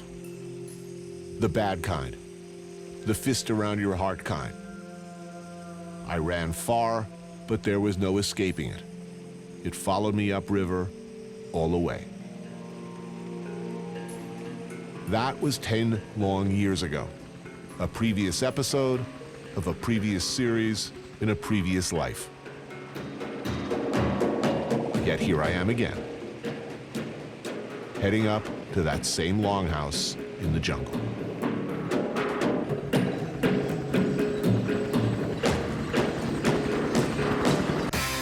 I took a walk through this beautiful world, felt the cool rain on my shoulder, found something good in this beautiful world.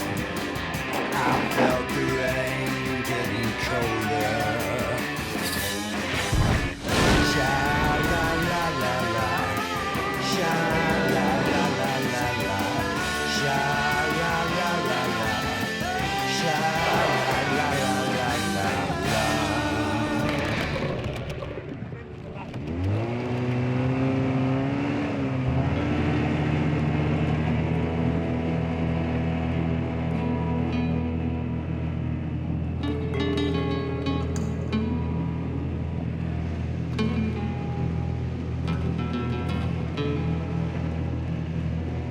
Last time I saw all this, I think it's fair to say I was at a turning point in my life.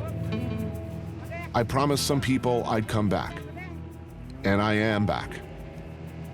My life has changed a lot. How much have their lives changed?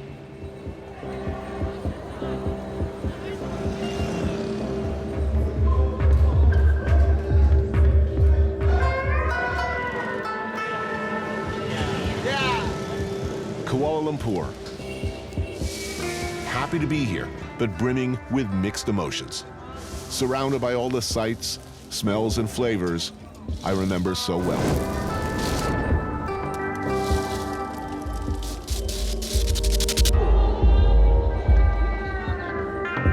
This is where a wandering soul such as myself can dive right in and get some of that Straits Chinese food I've been missing.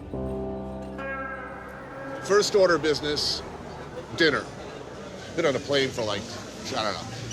It was long. Very long. So like 5 Mark Wahlberg films. I can't tell you how excited about the prospect of getting some black pepper crab, some char kway teow, and some pork-related noodles, and a regional beverage. Reasonably cold. I don't even know what this is. I love you, noodles. Don't want to get all heavy and philosophical at this point. Like why I'm here, what my mission is, what I expect to find. Basically retracing my steps and all that. We'll talk about that later. Right now, noodles. Good wok hei. This place is most excellent. Char kway teow. Char kway teow, déjà. Char kway teow, bitches. Oh, look at that greasy, fatty. Yes, come to daddy. I'm a bad man. Look at this like random restaurant with like a purloined Minnie Mouse logo. And their food is unbelievably good. Oh yeah. Black pepper crab, come right here. Reveal yourself to me, my love. Oh, hot, hot, hot, hot. Woo. Oh yeah. Wow. All right. The frenzy's over. Now to eat at a more relaxed phase.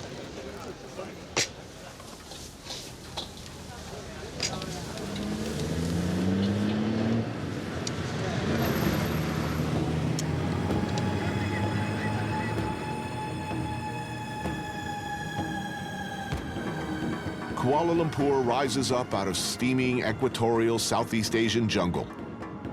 Malaysia's capital city, a chaotic, multi-ethnic, multicultural, modern metropolis of Malay, Chinese, and Indian. This is where you start out when fulfilling a decade-old promise to your ex-headhunter friends to return for Gawai, the annual Iban Rice Harvest Festival. What was interesting last time I was there was the old guys with their tattoos and the rings on their fingers. Yeah, so the old people, a lot of them have passed on. I hear no more skulls. They made them put the skulls away. The Iban once enjoyed a truly formidable reputation as trackers, warriors, and ritualistic takers of heads. They were and continue to be wanderers, valuing the Bajeli, a tradition where every tribesman must set out from the longhouse of his birth to travel, learn, to bring something back. Each tattoo he gets over the course of his life represents a different experience, a different journey.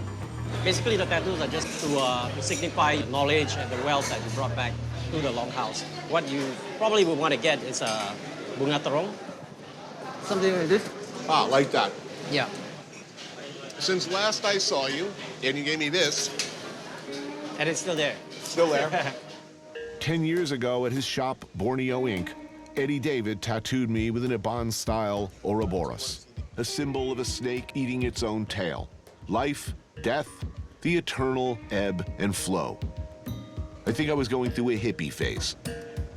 Eddie does great work, and he's known for traditional tribal tattoos, but I'm looking forward to getting it done old school this time. Hand-tapped in the jungle. So, I need your advice, because I'm going back to the same village that I went to last time. Just be careful of the langkao. The langkao. Yes, they had it in every type of bottle. This is clear, sort of cloudy liquid with particles in it. Sometimes they put all kinds of weird stuff inside. My dad used to tell me they take a mosquito coil and leave it inside the langkao. A mosquito what? Coil. Like the pesticide? Yeah. So just make it like stronger, I guess. I would imagine so. That's the natural staple. Gawai is usually partying, drinking, passing out, waking up, eating, drinking some more, passing out again, and then getting up and drinking some more. Yeah. You're gonna have fun, man.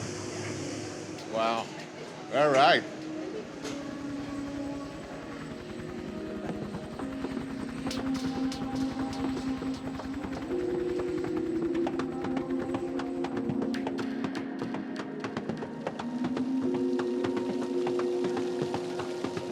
So I'm headed upriver again. Yeah, sorry, I can't be there. I promised him, I said Yeah. I'm going back.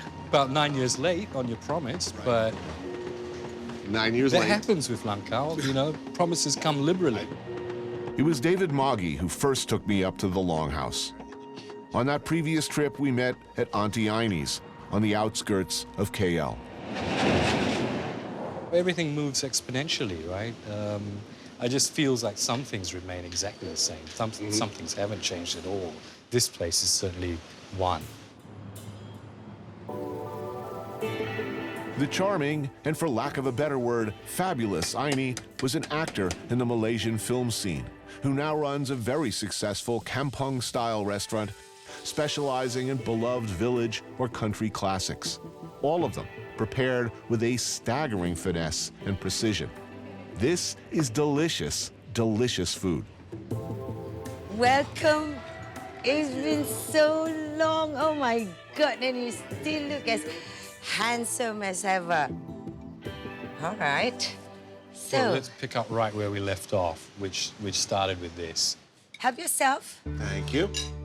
Well, you're going to have the roast beef. And this is poached egg. And our favorite will be our rendang. This is yes. chicken rendang. Oh, so good to be back. I love watching you guys eat. Who taught you to cook? Who was the good cook in your family? When we were small, my grandmother would say stuff like, I don't care who you are, if you can't cook, you're nobody to me. So it's wow. yeah, they're from there. There's no teaching Malay cooking here. It just comes from your grandma's kitchen, your mom's kitchen, and you learn by smelling, by seeing. That's how I teach my children to cook. All these dishes, when you do them, the aroma just floats around. I know exactly whether the chili paste frying in the pan ready or not. It's from here. Basically, it's from here.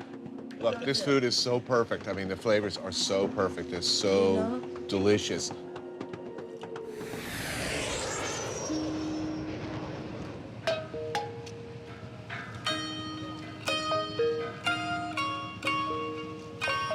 After a 2-hour flight from Kuala Lumpur, I land in Borneo, third largest island in the world, divided between Malaysia, Brunei, and Indonesia.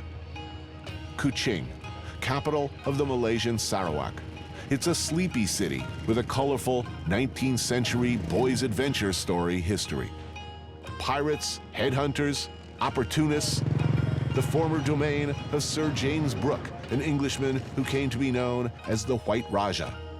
For a century, generations of the Brooke family ruled Sarawak as an independent kingdom. They created their own army, the Sarawak Rangers, who also acted as the Raja's personal guard. Tomorrow I follow the pavement as far as it goes, and then it's boats the rest of the way, but first, breakfast. And fortunately, I know exactly where to go. I think I sat at the same table last time. If I look at my life as a continuum, a trail of noodles going round and round the world until it comes right back to the same spicy bowl. Oh, yeah. That is, can I say tumescent on CNN? Yeah, I'm pretty sure I can.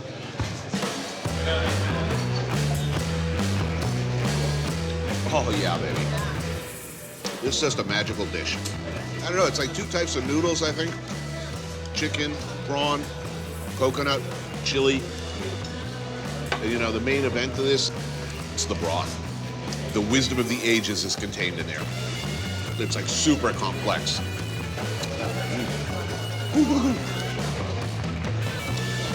Might be more of this.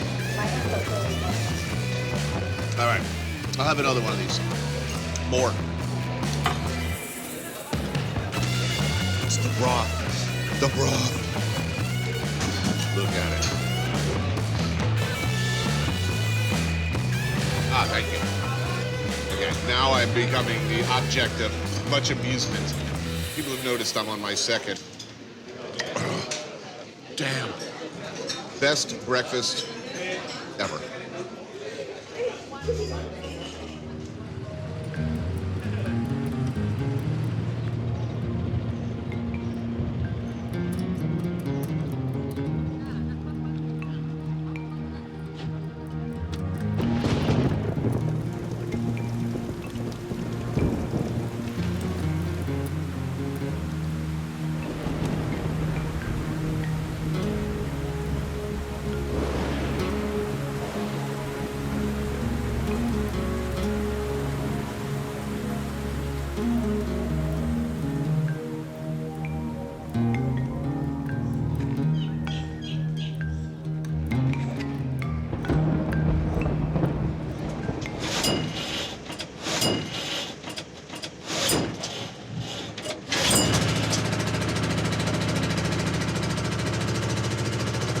Love that sound.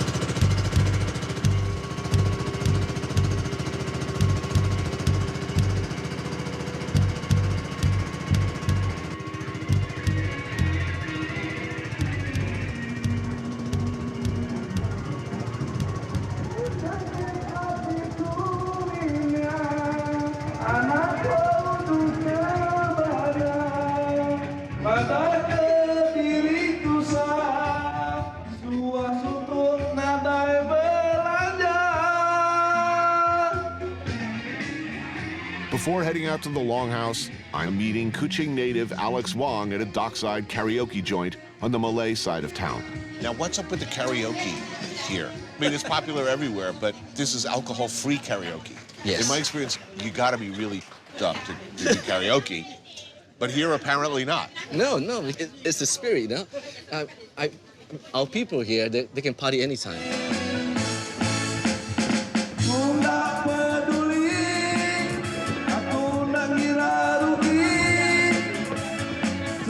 So you're coming upriver with us? Yes, I am. And excited. 4 days of non-connectivity, you know that, right? Yes. I'm committed to that. It's the drinking. I'm worried about that too, really, seriously, because I'm way past my drinking days, you know? Yeah. But I don't think there's an escape from it. So why are you back in Kuching after 10 years? I mean, why Kuching do you have got You got a lot of other places in Borneo? Yeah, it's a good question. I'm revisiting some stuff. Just some. I was in a weird place in my head when I first came here. I was personally, professionally, everything in my life was changing. I was in this sort of nowhere land between previous life and whatever came next. I'm retracing my steps to a lot of ways to see if it still hurts. Ah, okay. And also I said I'd promised these guys in the village, the chiefs, that I'd come back. Well, I made a promise and I'm gonna live up to it. Yeah.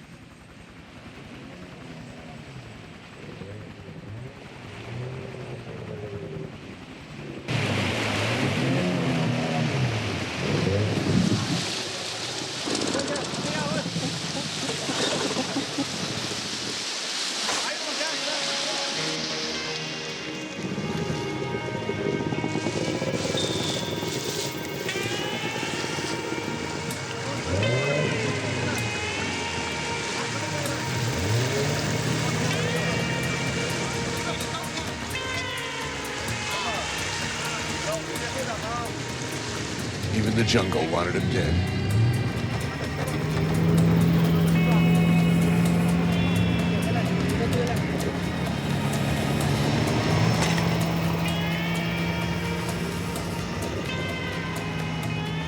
The Sprang River, what's the line? Snakes through the Sarawak jungle like a main circuit cable.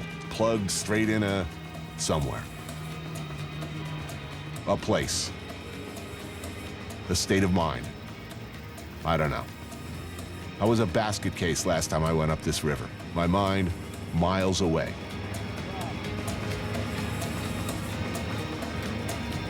Is this how you remember it, Tony? Yeah. Exactly the same, huh? 10 years later. Pretty much, yeah. So far. You pick your way upriver, like walking up a gradual flight of stairs, getting out often to push.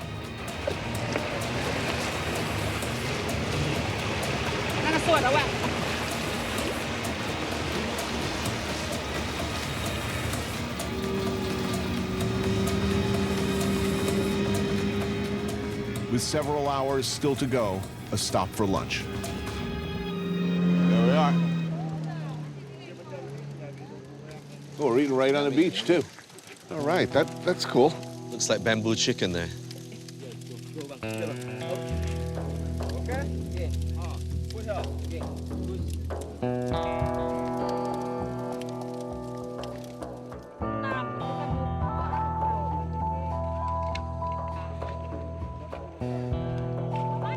Good. Nyamai though. It's good, right? It's great. They say nyamai here, nyamai. That means delicious. Yeah, how's your Iban? It's possible, I guess. All basic words. Yeah, I gather the plan is to try to get there before dark. I don't think it's gonna happen. Yeah, me neither. No.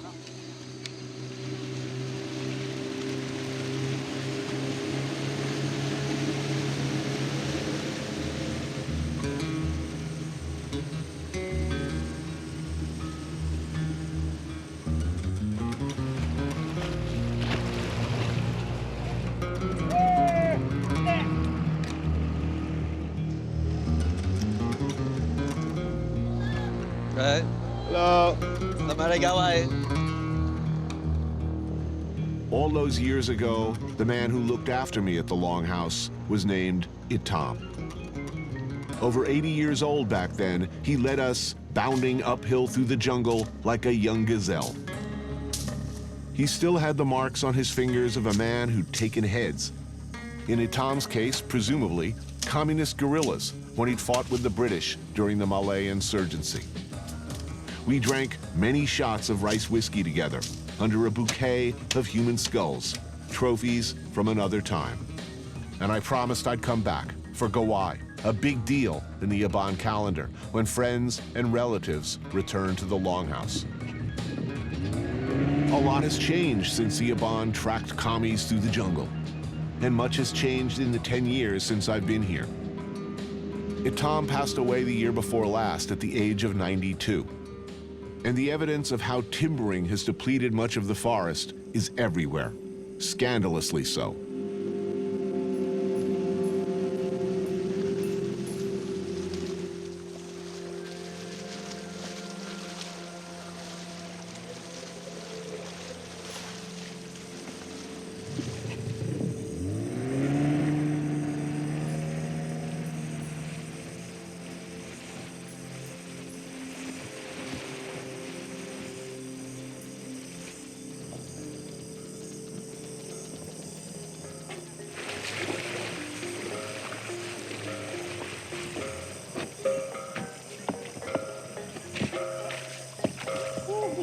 It's dark by the time we arrive, but someone has been waiting for us.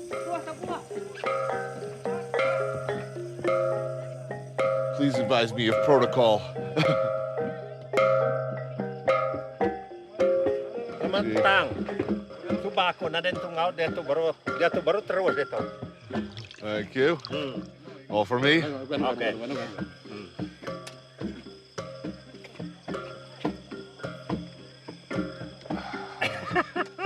Oh yeah, just like old times. Yeah.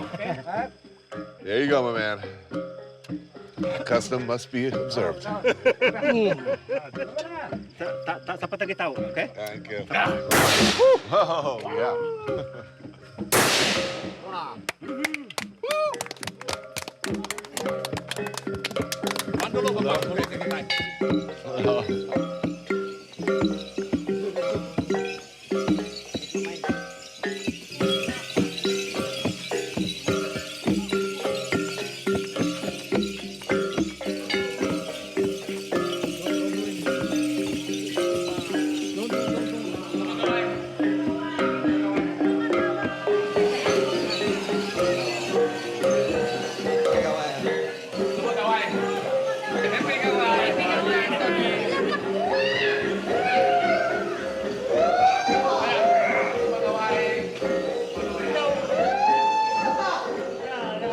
More cell phones than last time.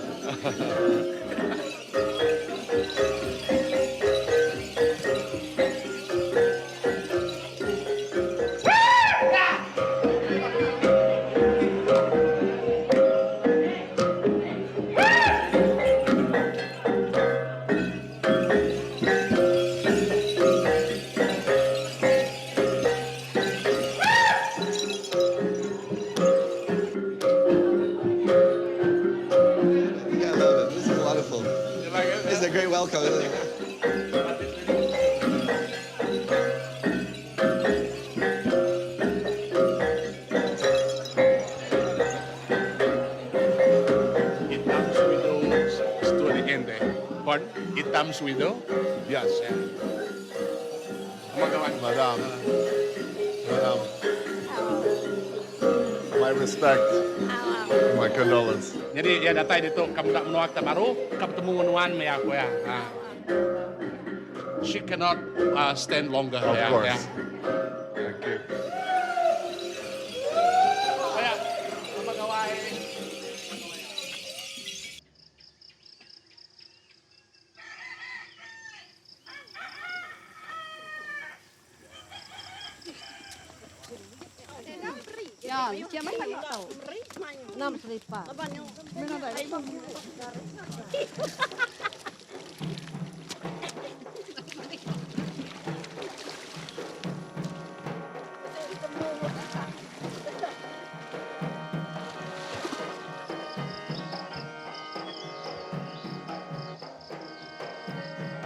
Back in Antelau after a lot of years and a lot of miles. I wake up to the sounds of early morning village life. Roosters call, the coughing and clearing of lungs as the elders rise to perform their morning chores. The whole village lives here, in separate apartments, sharing a communal space that runs the length of the building. Some things have noticeably changed. The longhouse I first stayed in has been replaced by a somewhat more modern version. These days, there's electricity from a reliable diesel generator. And while there's no cell phone signal, the plumbing works, though washing in the river is still, way I see it anyway, the preferable option.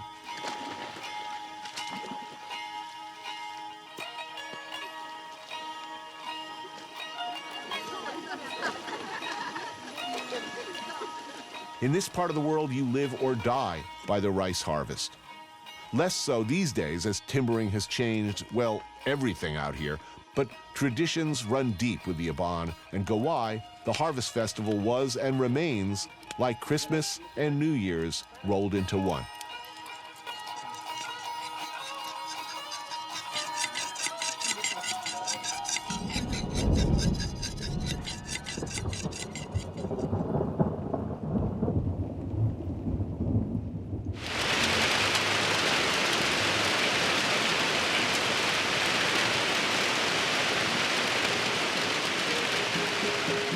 We will need pork for Gawai.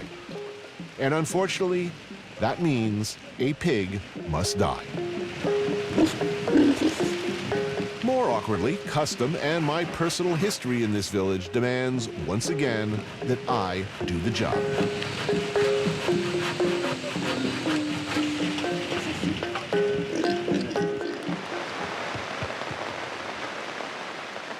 Down by the river, I shot my baby.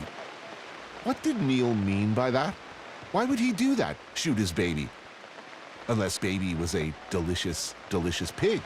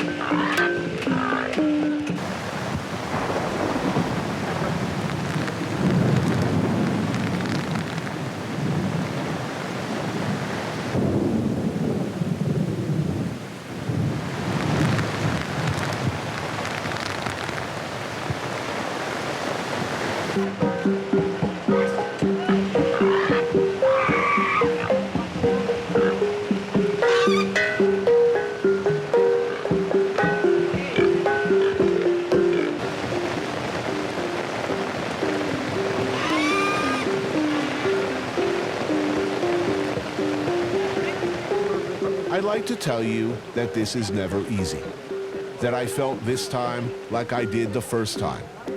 Sad, nauseated, complicit, aware that I'd crossed a line, been changed by the violence and the blood and the awful noise. But that would be a lie. There. Straight in.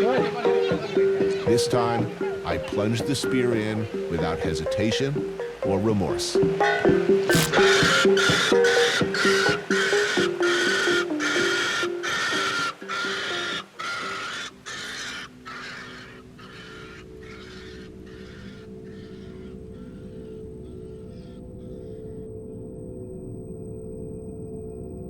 When the pig dies, finally gives it up, I feel only relief. I have been heartened by the last 10 years. I don't know what that says about me, but there it is.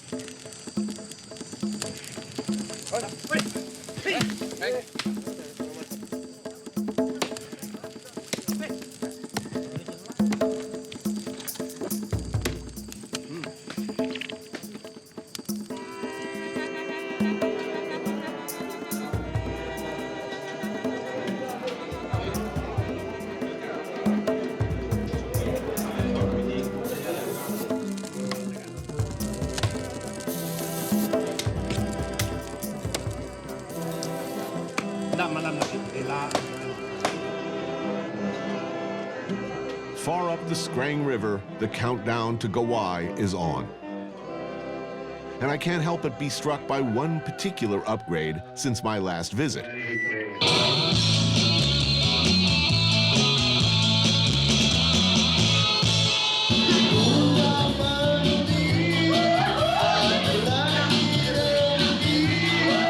Karaoke. As I come to learn, constant karaoke, never-ending karaoke. From a limited playlist of favorites, nearly 24 hours a day, accompanied by copious amounts of beer, tuak, and other strong spirits. Selamat Hari Kauai. Kayo guru kaya baik. Kauai.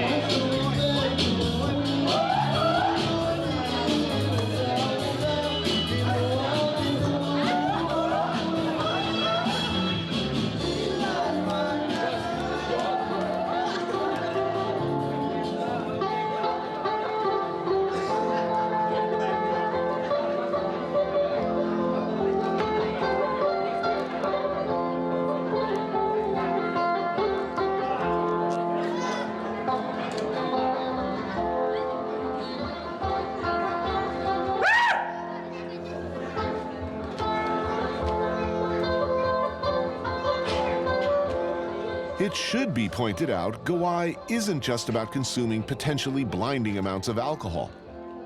It's also about food.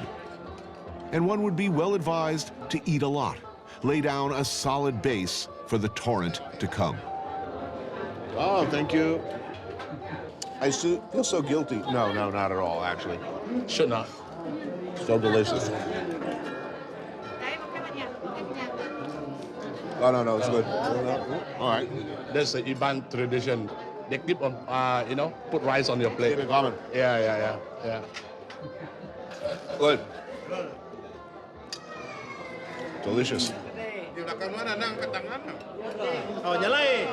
Semua kita sa rumah, hari ini nyapen itu. Tahu kita bising hirup kalau mai tahu nanti ang hirup naman na. Da plitiak na rasuako. Ang hirup tahu plitiak na tahu. Berasa panyunggay, anang magkerakar. Oh, dahil dengan talawainya. Satu, dua, tiga.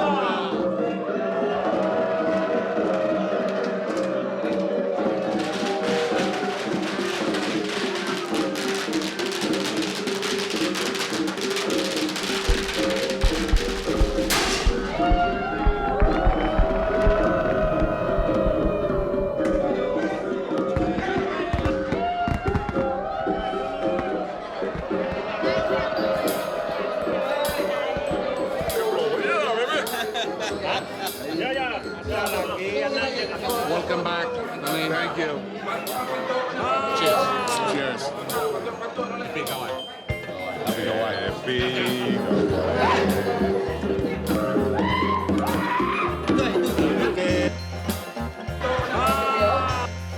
All right.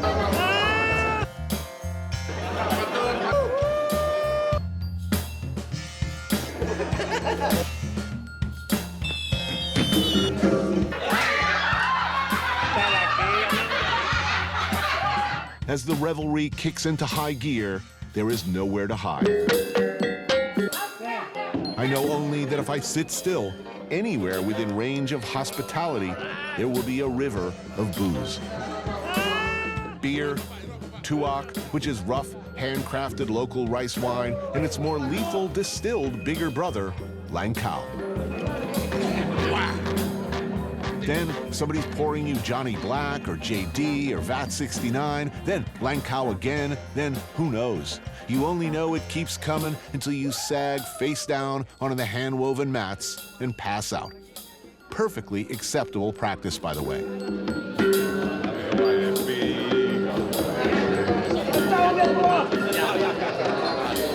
We'll be back in paradise.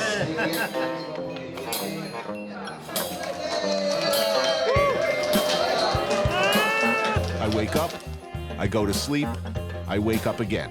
The party's moved down a few doors, but it's still going. This is an experience that will repeat itself again and again for the next 3 days. One time, it's the ladies still standing, partying like it's 1999, dancing and drinking. Another time, it's the old dudes, the village chiefs and elders. Then everybody, elders, women, children, visiting relatives and their families from Kuala Lumpur and Kuching and abroad, wherever circumstances or the Bajela took them. The party expands and contracts according to mysterious patterns that I am in no shape to discern.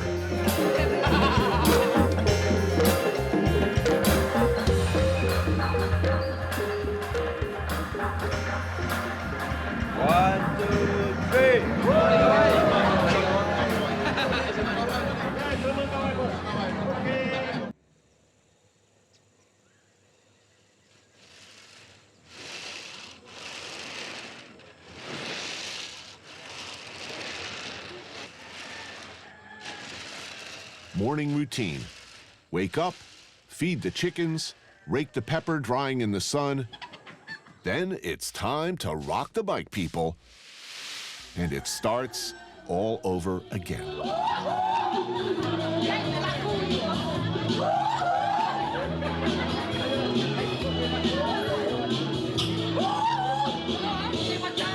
While the party continues up at the Longhouse, I've got an appointment.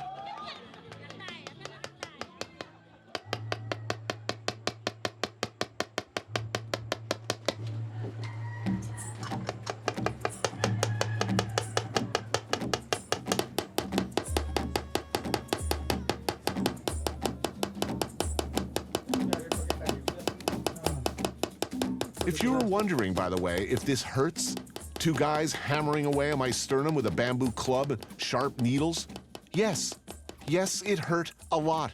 And you can be damn sure if I wasn't on television while it was happening, I'd be whimpering and yelping like a gut-shot poodle.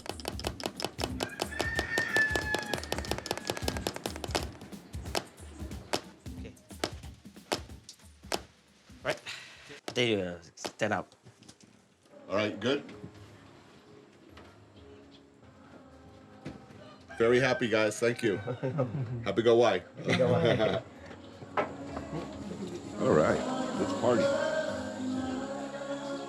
Another tattoo is never going to make me younger or tougher or more relevant. It won't reconnect me 10 years from now with some spiritual crossroads in my life. No. At this point, I think my body is like an old car. Another dent ain't gonna make a whole lot of difference. At best, it's a reminder that you're still alive and lucky as hell. Another tattoo, another thing you did, another place you've been.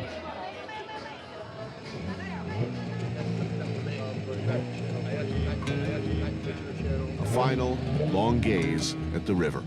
Take in, probably for the last time in my life, the slow rhythms of the village.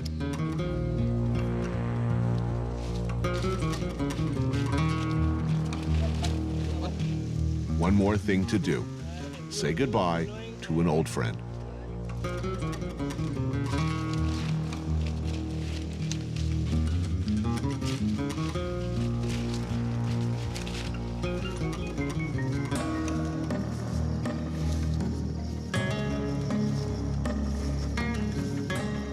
He was a very strong man. Yes. I remember him well, running uphill, faster than all of us. So what do? We leave him a beer? Yes. Some cigarettes? Yes. He would like that? Yeah, he'd like.